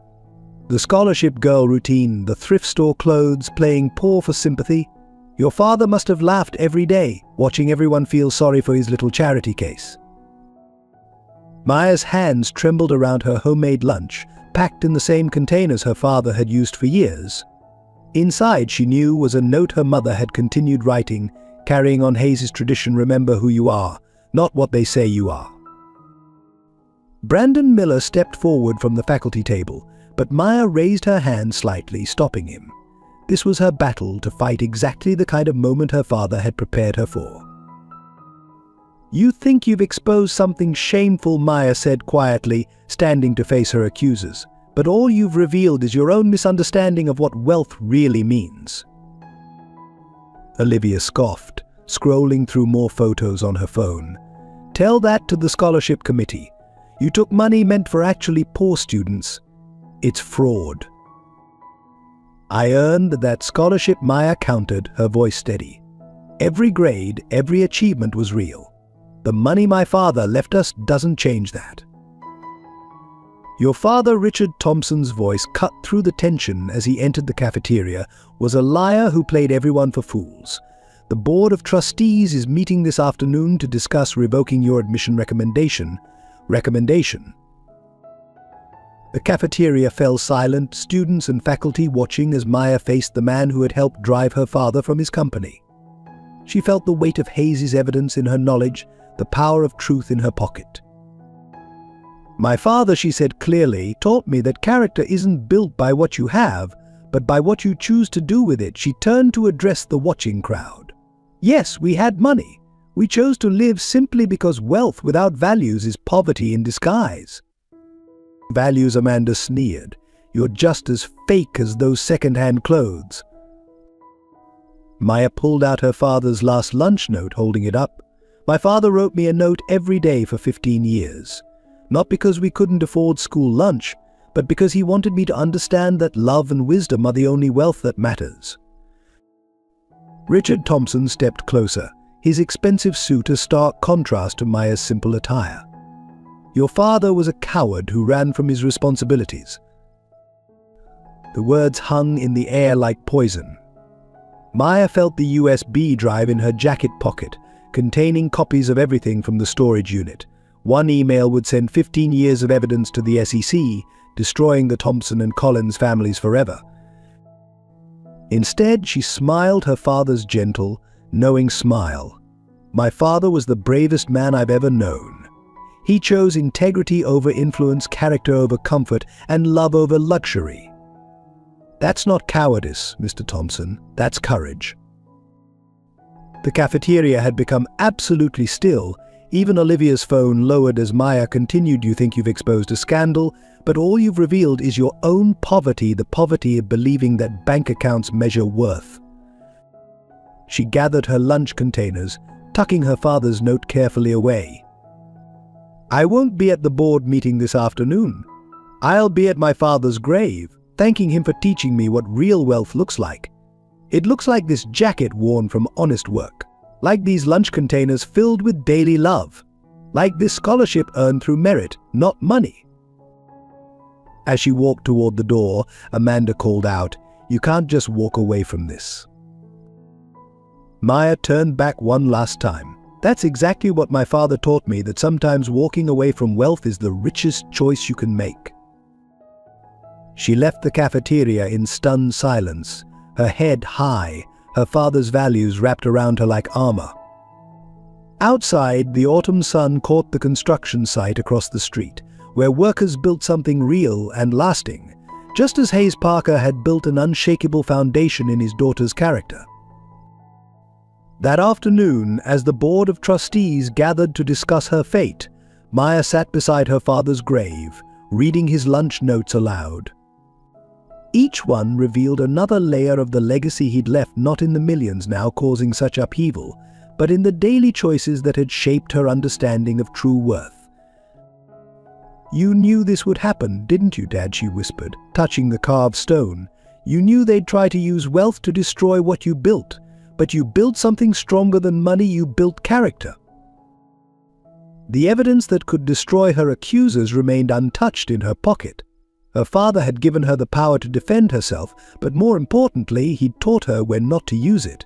True wealth, she realized, wasn't in having power, but in choosing how to wield it. As the sun set over the cemetery, Maya stood brushing grass from her father's jacket.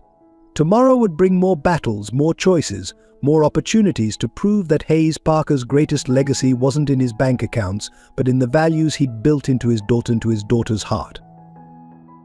She touched the gravestone one last time, whispering, "True wealth isn't in what you own, but in what you give. And Dad, you gave me everything that matters."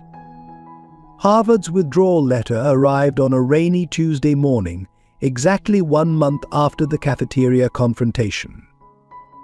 Maya stood in their modest kitchen, her father's jacket heavy on her shoulders as she read the carefully worded dismissal due to concerns about material omissions in your application and subsequent disciplinary issues. The mug she'd been holding, her father's favorite, chipped but cherished, slipped from her fingers, shattering on the linoleum floor. The sound seemed to break something inside her as well. Maya Sarah rushed in, finding her daughter on her knees, trying to gather the broken pieces with trembling hands. "It was his favorite," Maya whispered, her voice cracking. "He used it every morning. Even when he was sick, he'd hold it and pretend the coffee didn't taste like metal from his medications." Blood welled from where a shard had cut her palm, but Maya kept gathering pieces, her tears falling onto the scattered ceramic. "I can fix it. I have to fix it. He taught me how to fix things." Sarah knelt beside her daughter, gently taking the broken pieces from her bleeding hands. "Sweetheart." They took Harvard away. Maya's voice was barely audible. "Everything he worked for, everything he sacrificed for gone. Because we had money. Because we chose to live differently. Because he dared to teach us something more valuable than wealth." The breakdown, when it finally came, was devastating in its intensity. Months of holding herself together through her father's illness, through his death, through the revelations and accusations, collapsed like a dam breaking. "I keep wearing his jacket," Maya sobbed, clutching the worn fabric around herself. "Keep reading his lunch notes. Keep trying to be strong like he taught me. But I miss him, Mom. I miss him so much it hurts to breathe." Sarah held her daughter as she shook with grief. Remembering Hayes's words from their last private conversation, "She'll try to be strong for everyone else. Make sure she knows it's okay not to be." "I thought I understood," Maya continued, her words tumbling out between sobs. "Thought I knew why we lived the way we did. But now I keep wondering if it was worth it. All the pretense, all the careful choices, all the sacrifices, and in the end, they still took everything away." The kitchen floor was wet with tears and coffee, broken ceramic and broken dreams scattered across the linoleum Hayes had installed himself years ago. Through the window, they could see the neighbors' luxury cars, symbols of the life they could have had, the life Hayes had deliberately chosen to reject. "Harvard was my dream," Maya whispered, her voice hollow. "But it was his dream first. He worked so hard, planned so carefully. All those extra shifts weren't just about gathering evidence, they were about making sure I could have opportunities he thought were worth more than money." Sarah stroked her daughter's hair, feeling the weight of Hayes's absence like a physical presence. "Your father used to say that sometimes we have to lose what we think we want to find what we truly need." "What I need is my dad." Maya's voice broke completely. I need his stupid jokes at breakfast.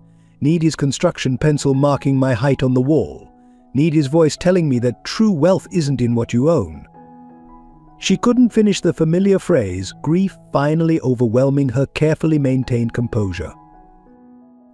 The morning light filtered through their kitchen window, catching the broken mug fragments and making them glitter like scattered diamonds on the floor. The symbolism wasn't lost on either of them, something precious, shattered by the very truth it had helped to contain. "I don't know who I am anymore," Maya admitted, her voice small. The scholarship girl was real. The construction worker's daughter was real. But now I'm the secret millionaire's daughter who lost everything because we dared to value character over currency. Sarah held her daughter tighter, feeling Hayes' absence like a wound that would never fully heal.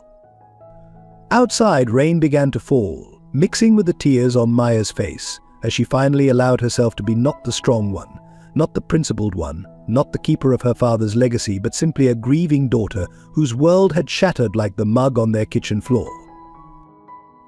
In that moment of complete breakdown, Hayes' last words to his daughter echoed silently in the room. True wealth isn't in what you own, but in what you give. But for the first time since his death, Maya wondered if some prices were too high, even for the richest of lessons. The media storm hit the next morning. Secret Millionaire's Daughter Scams Harvard blazed across local headlines, followed by exposes of the Parker family's deception. Reporters camped outside their modest home, turning Hayes' carefully chosen sanctuary into a fishbowl of speculation and judgment. Brandon Miller found Maya in the school library during lunch, hiding from the whispers and pointed fingers. She sat at her usual table, a stack of her father's lunch notes spread before her like a shield. "The faculty is fighting for you," he said quietly, sliding into the chair across from her. "We've written letters to Harvard explaining the circumstances, testifying to your character and achievements." Maya touched one of the notes, her father's handwriting blurring through her tears. "They're not just questioning my Harvard admission anymore. They're questioning everything, every grade, every test score, every achievement. As if having money in the bank somehow invalidates years of hard work." The irony was brutal. The same wealth Hayes had hidden to protect his daughter's character development was now being used to destroy everything Maya had built on her own merit.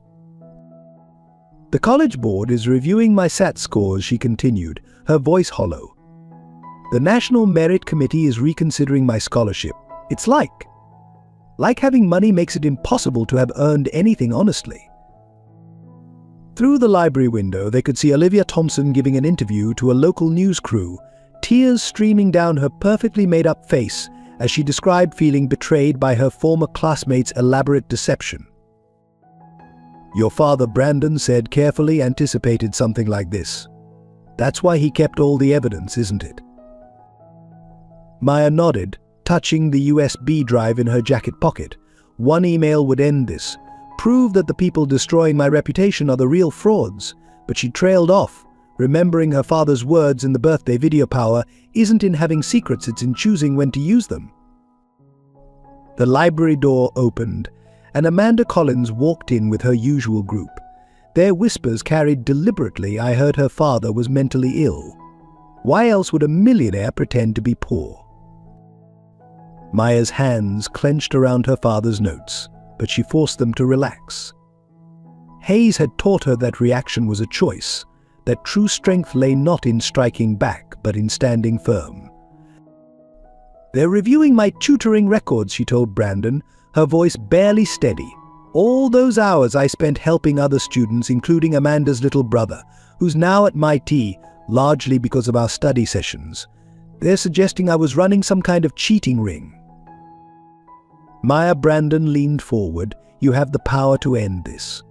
Your father left you the means to defend yourself." "He left me more than that," Maya replied, gathering her father's notes with trembling hands. "He left me the wisdom to know that sometimes the cost of defense is higher than the cost of endurance." But endurance was becoming harder each day. That afternoon, Harvard's Academic Review Committee, requested transcripts from every school Maya had attended since kindergarten. The local paper ran a feature comparing her SAT scores to those of legitimate scholarship students. Social media exploded with former classmates claiming they'd always known something was off about the Parker family. The final blow came in an email from the Harvard Housing Office rescinding her dormitory assignment due to pending review status. The carefully planned future Hayes had sacrificed everything to secure was unraveling thread by thread. Maya sat in her father's old truck in the school parking lot, surrounded by the life he'd chosen: the modest vehicle, the worn jacket, the packed lunch with its daily note. Each element of their supposedly fraudulent lifestyle had been carefully selected to build character, to teach values, to show that worth wasn't measured in dollars. Now those same choices were being used as evidence of deception, turning her father's legacy of integrity into a narrative of fraud. The truth that could save her reputation sat heavy in her pocket, but using it would mean betraying everything Hayes had taught her about the proper use of power. "Dad," she whispered to the empty truck, "I don't know if I'm strong enough to lose everything we built.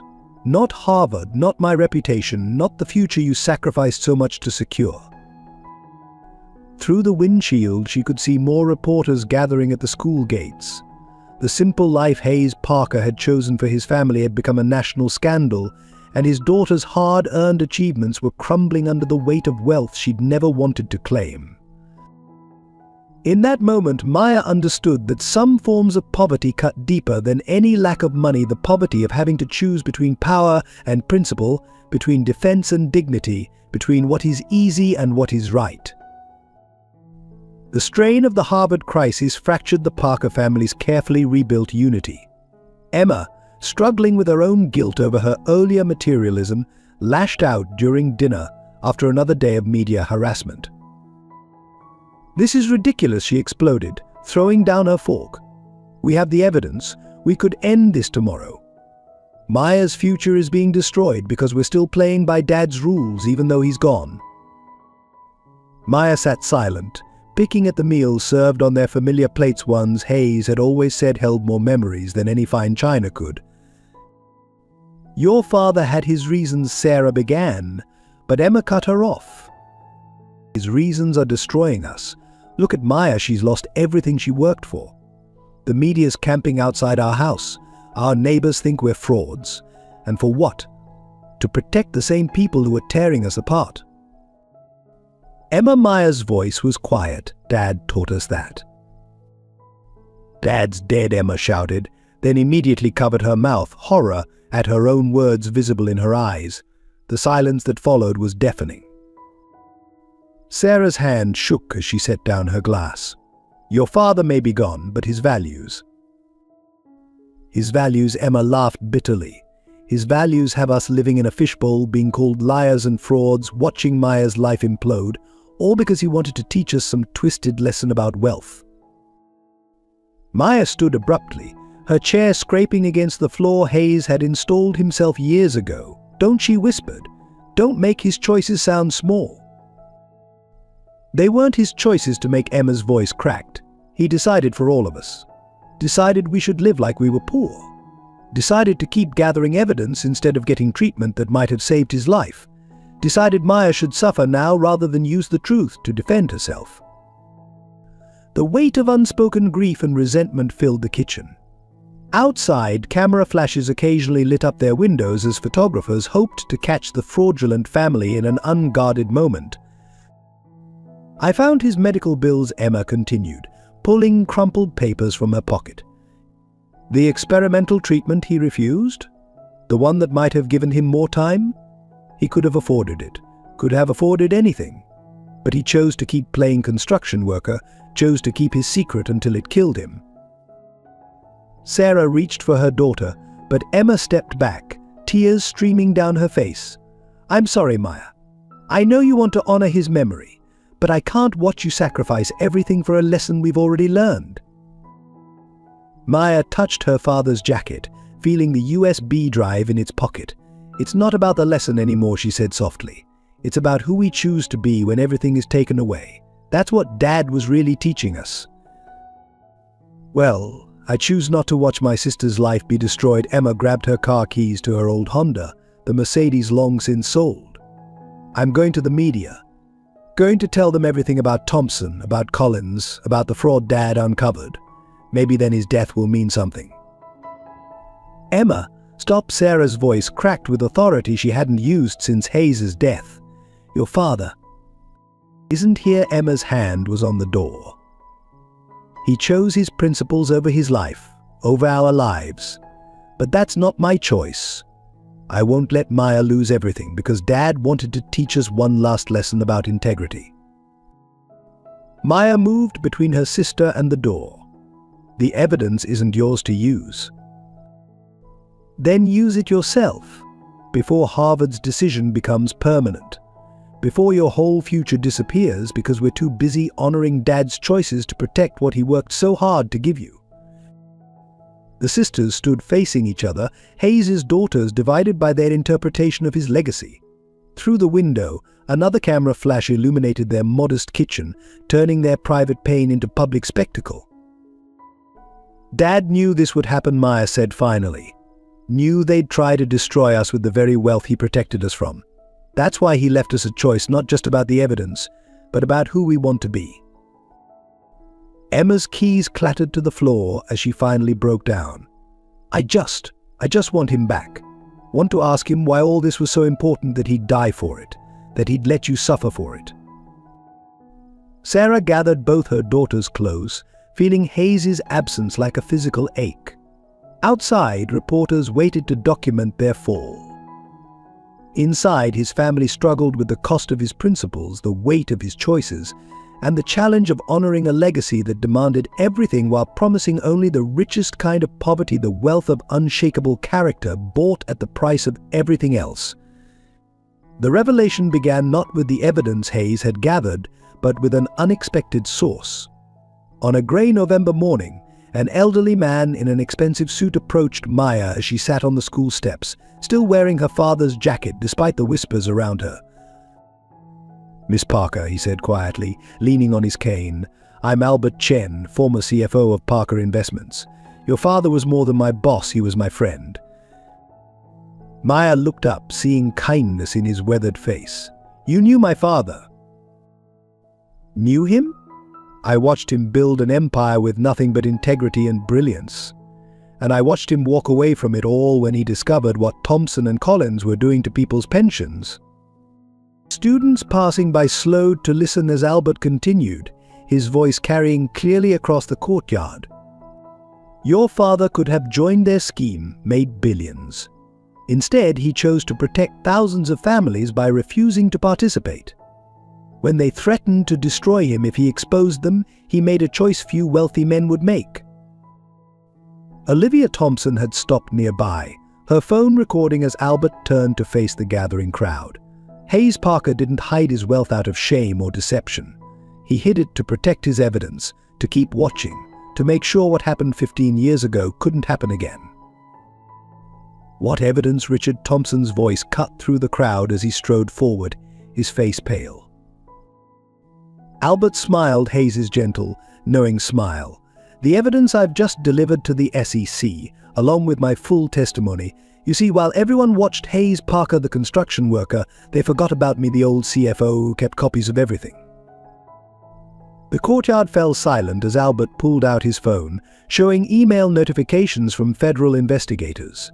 The FBI is currently executing search warrants at Thompson Financial and Collins Industries. It seems your ongoing pension fraud scheme is finally coming to light. Maya stood slowly, feeling her father's presence in every word. Albert turned back to her, tears in his eyes. Hayes called me the night before he died. Asked me to wait until you had faced your own trials before revealing the truth. Let her learn who she is without wealth or power, he said.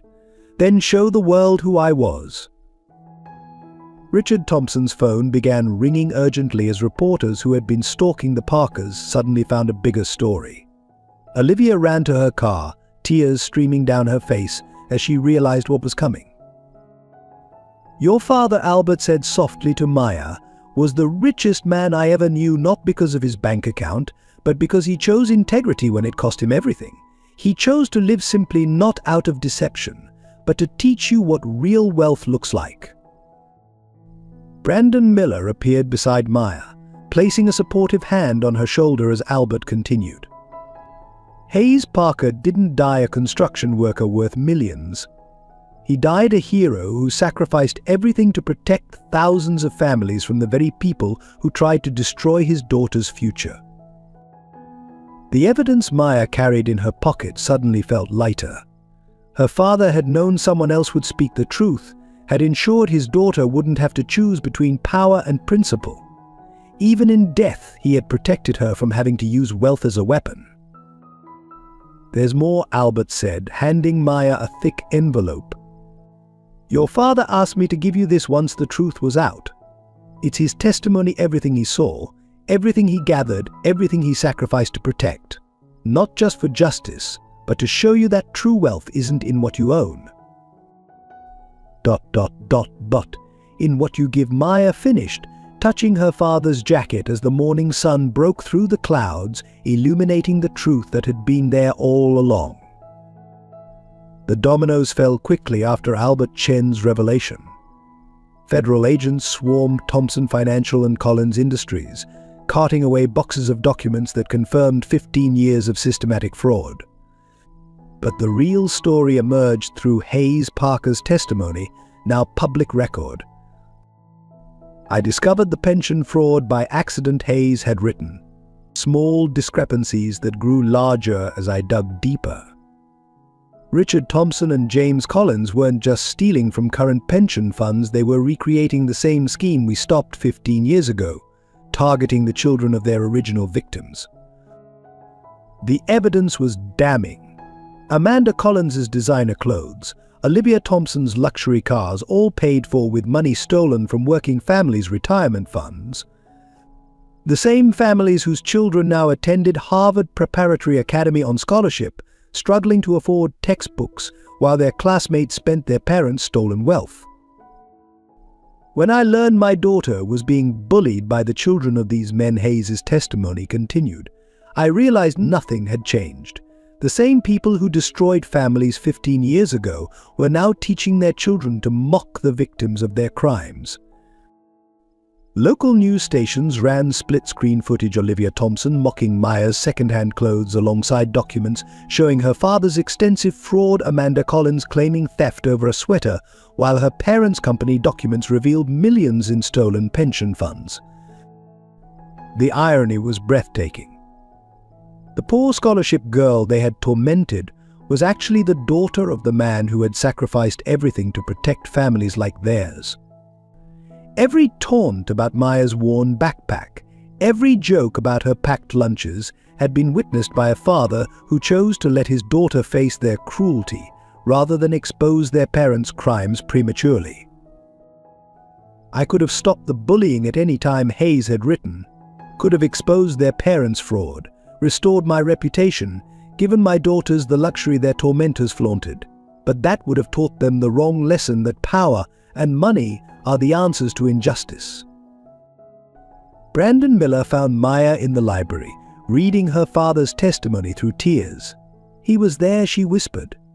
"Every time they mocked our lifestyle, every time they called us poor, he was gathering evidence of where their wealth really came from."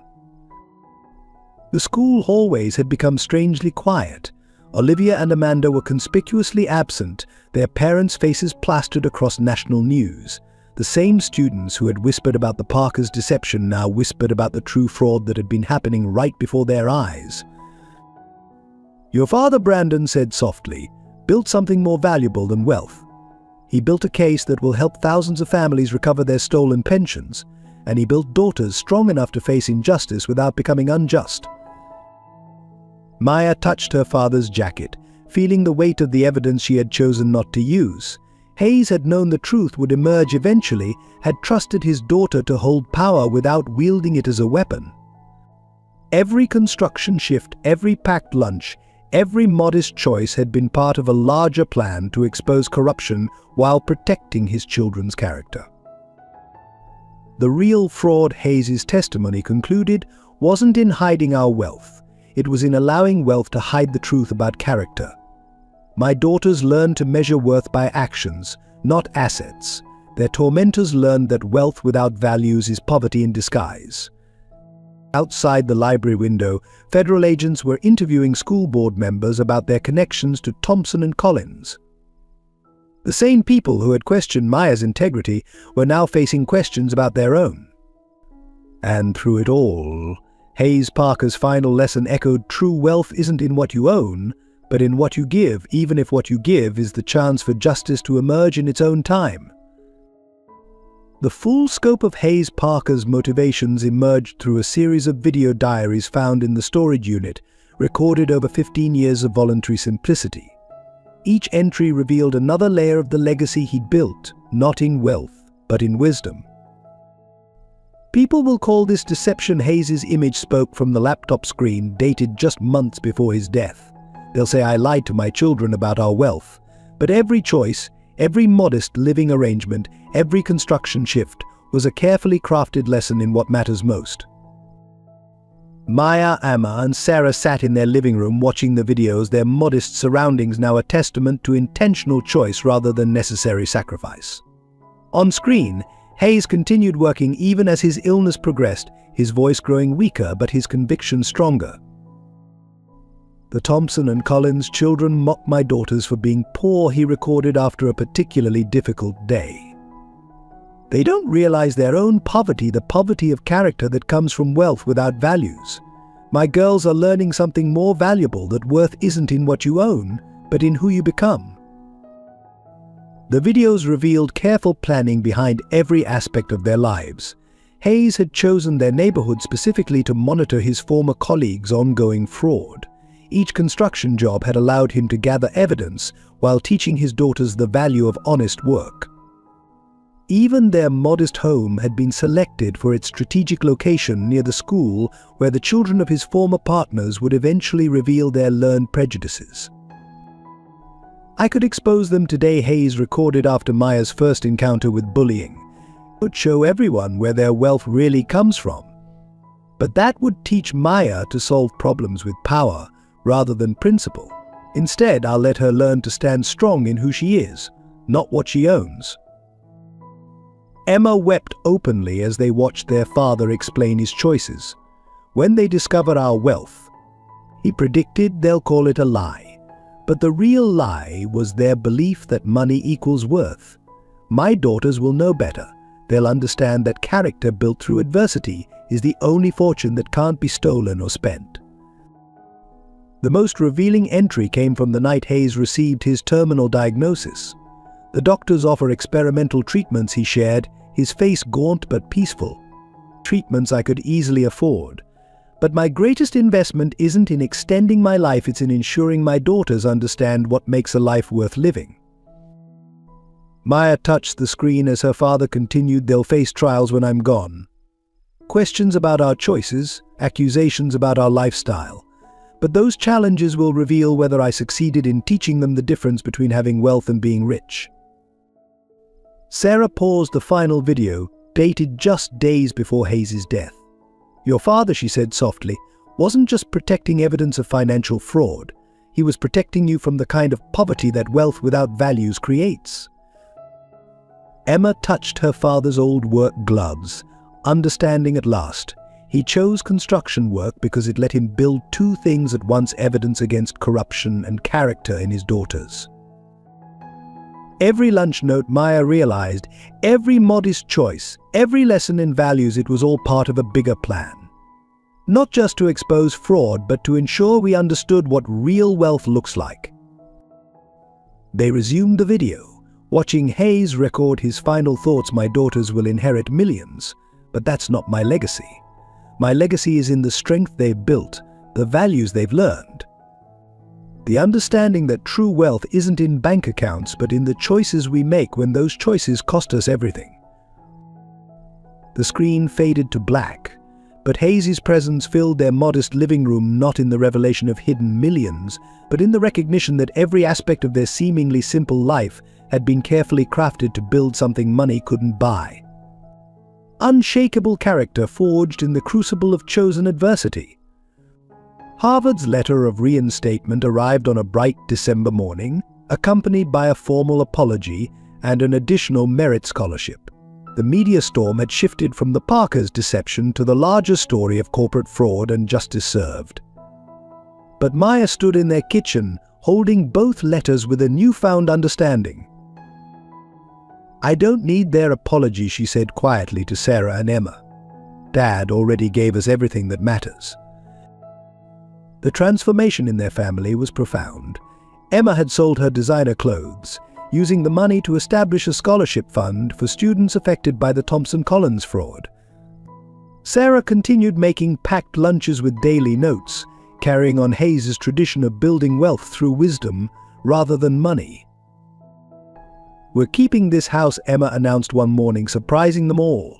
"Not because we can't afford better, but because Dad built something here that no mansion could contain." The modest home that had once felt like a symbol of artificial poverty now stood as a testament to intentional choices. Every room held memories of Hayes' lessons: the kitchen, where he taught them to find richness in simple moments, the garage where his tools still hung, waiting to build something real. Brandon Miller visited on a snowy afternoon, bringing news from Harvard Preparatory Academy. The school board has established the Hayes Parker Integrity Scholarship, he shared, full tuition for students who demonstrate exceptional character in the face of adversity. Maya touched her father's jacket, which she still wore despite now having access to any designer label she desired. Dad would have liked that she smiled, using wealth to recognize character rather than create it. The changes rippled through their community. Former critics now spoke of Hayes Parker with respect, understanding that his choice to live simply had protected countless families from financial ruin. The construction workers who had known him as a colleague shared stories of his quiet generosity, revealing how he had helped many of them avoid the pension fraud that had targeted their savings. One evening, as snow fell softly outside, the Parker women gathered in their living room. The same room where Hayes had built blanket forts and taught life lessons now held a different kind of wealth, the wealth of understanding his true legacy. "I found this," Emma said, pulling out an old photo album. Inside were pictures of their father at construction sites, his genuine smile belying any notion of deception. Each image showed him building something, not just structures, but the foundation of his daughter's character. Sarah opened Hayes' toolbox, which they had decided to keep as a reminder. Inside lay his worn work gloves, each callous and stain a badge of chosen labor rather than necessary toil. "Your father," she said softly, "built his greatest legacy not in what he left us, but in who he helped us become." Maya reached into her father's jacket pocket, touching the familiar shape of his last lunch note. The words she had memorized took on new meaning. "True wealth isn't in what you own, but in what you give." "He gave us everything," Emma realized, tears falling. "Not just the money or the evidence, but the strength to face adversity without becoming bitter, the wisdom to hold power without being corrupted by it."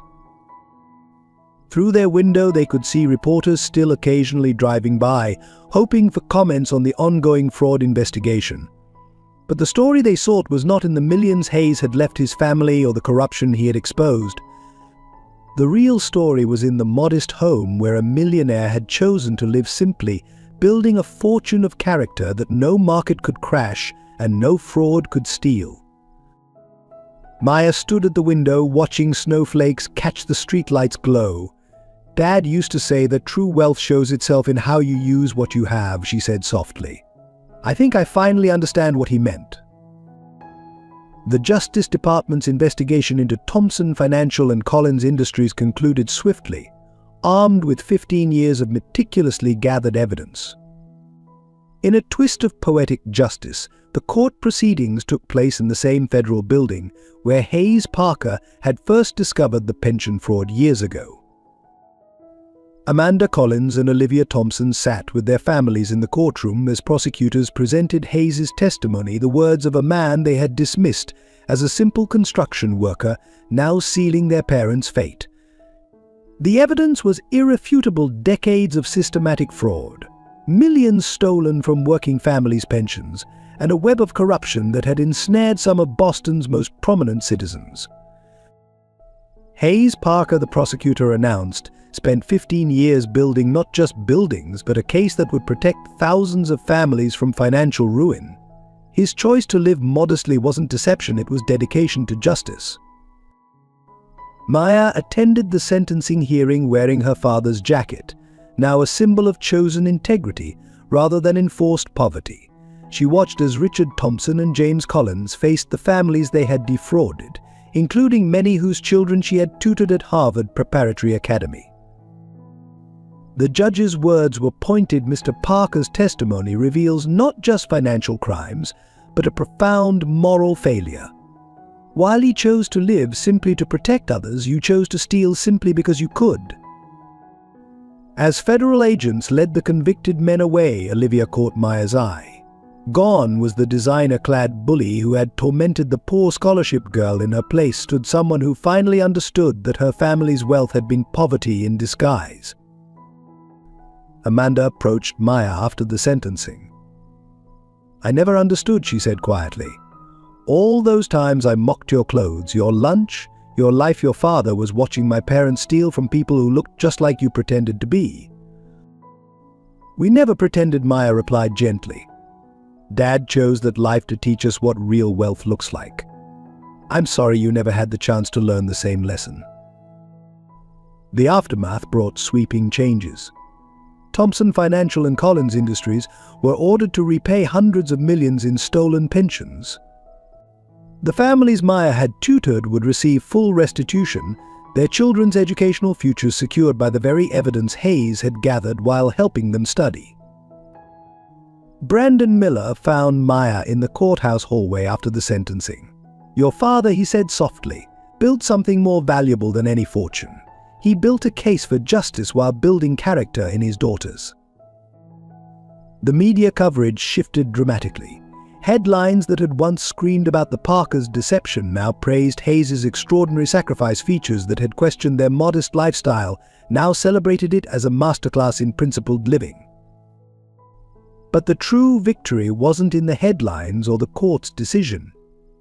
It was in the quiet dignity with which Hayes Parker's family had faced adversity, in the strength of character he had built through years of chosen simplicity.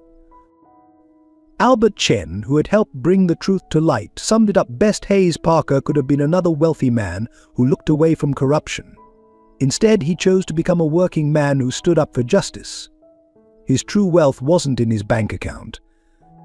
It was in his courage to choose principle over privilege. As Maya left the courthouse, she passed construction workers repairing the building's steps. Like her father, they were building something real, something that would support others long after they were gone. She touched the lunch note in her pocket, feeling the weight of his legacy not in the millions now restored to their rightful owners, but in the unshakable foundation of character he had built in his children. Justice had been served, but Hayes Parker's greatest victory wasn't in the courtroom. It was in the lives he had touched, the values he had instilled, and the understanding that true wealth isn't measured in verdicts or bank accounts, but in the choices we make when those choices matter most. 1 year after Hayes Parker's death, Maya stood at the podium of Harvard's freshman orientation, her father's jacket still draped over her shoulders despite the late summer heat. The story of the construction worker who had exposed corporate fraud while teaching his children invaluable lessons about wealth had become legend, but Maya was there to share a different kind of truth. "My father," she began, "could have given me everything money could buy. Instead, he gave me something far more valuable. He showed me what true wealth looks like." The auditorium was packed with students, including several whose families had recovered their pensions thanks to Hayes' evidence. In the front row, Emma sat beside Sarah, both wearing simple clothes that spoke of choice rather than necessity. "People think our story is about a rich man who pretended to be poor," Maya continued. "But it's really about a man who understood that character isn't built by what you have, but by what you choose to do with it." She pulled out one of her father's lunch notes, now laminated and worn from frequent handling. "Every day, my father wrote me a note like this. Not because we couldn't afford school lunch, but because he knew that daily wisdom is worth more than any trust fund. The Hayes Parker Memorial Scholarship had been established at Harvard, awarded not based on financial need or academic achievement alone, but on demonstrated character in the face of adversity. Maya had helped design the criteria, ensuring it would honor her father's true legacy. "My father left me millions," she told the silent auditorium, "but his real gift wasn't in the inheritance. It was in showing me that wealth without values is the worst kind of poverty, and that true riches are built in moments of choice, not moments of plenty." Brandon Miller watched from the side as his former student shared the lessons that had cost her father everything and given her something priceless. The construction company where Hayes had worked had created a training program in his honor, teaching young workers not just how to build structures, but how to build character. Today, Maya concluded, "I'm announcing the creation of the Parker Foundation for Ethical Leadership. We'll use my father's fortune not just to fund scholarships, but to teach what he lived, that integrity isn't for sale, that character counts more than currency. And that true wealth isn't in what you own. ... but in what you give the audience." Finished with her, Hayes Parker's signature phrase having become a motto for a new generation of leaders. After the ceremony, Maya stood in Harvard Yard, watching students scatter to their first classes. She touched her father's jacket pocket, where she still carried his last lunch note.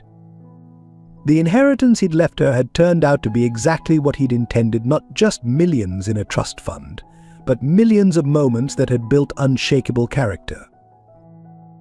Sarah and Emma joined her, their modest lifestyle now a choice that honored Hayes's legacy, rather than a deception that hid it.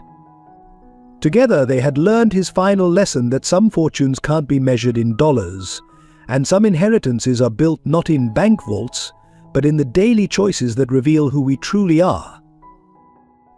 As the autumn sun painted Harvard's buildings in shades of gold, Maya thought of her father. Somewhere, Hayes Parker was watching his daughter start her college journey not as the secret millionaire's heir, but as exactly who he had raised her to be, someone who understood that true wealth isn't about what you own, but about who you become in the moments when character matters more than currency. His greatest legacy lived on not in the millions he'd left them, but in the millions of lives touched by his example of chosen integrity over enforced luxury, of principle over privilege, of character over currency. Thank you for experiencing this emotional journey with us. If this story touched your heart and resonated with your own values, we deeply appreciate your support. Please share your thoughts in the comments below. What did Hayes Parker's legacy mean to you? Don't forget to subscribe to our channel for more meaningful stories that remind us what truly matters in life. Help us spread these messages of integrity and love by sharing this video with your friends and family. Your likes and engagement enable us to continue creating content that touches hearts and changes lives. Thank you for being part of our storytelling community.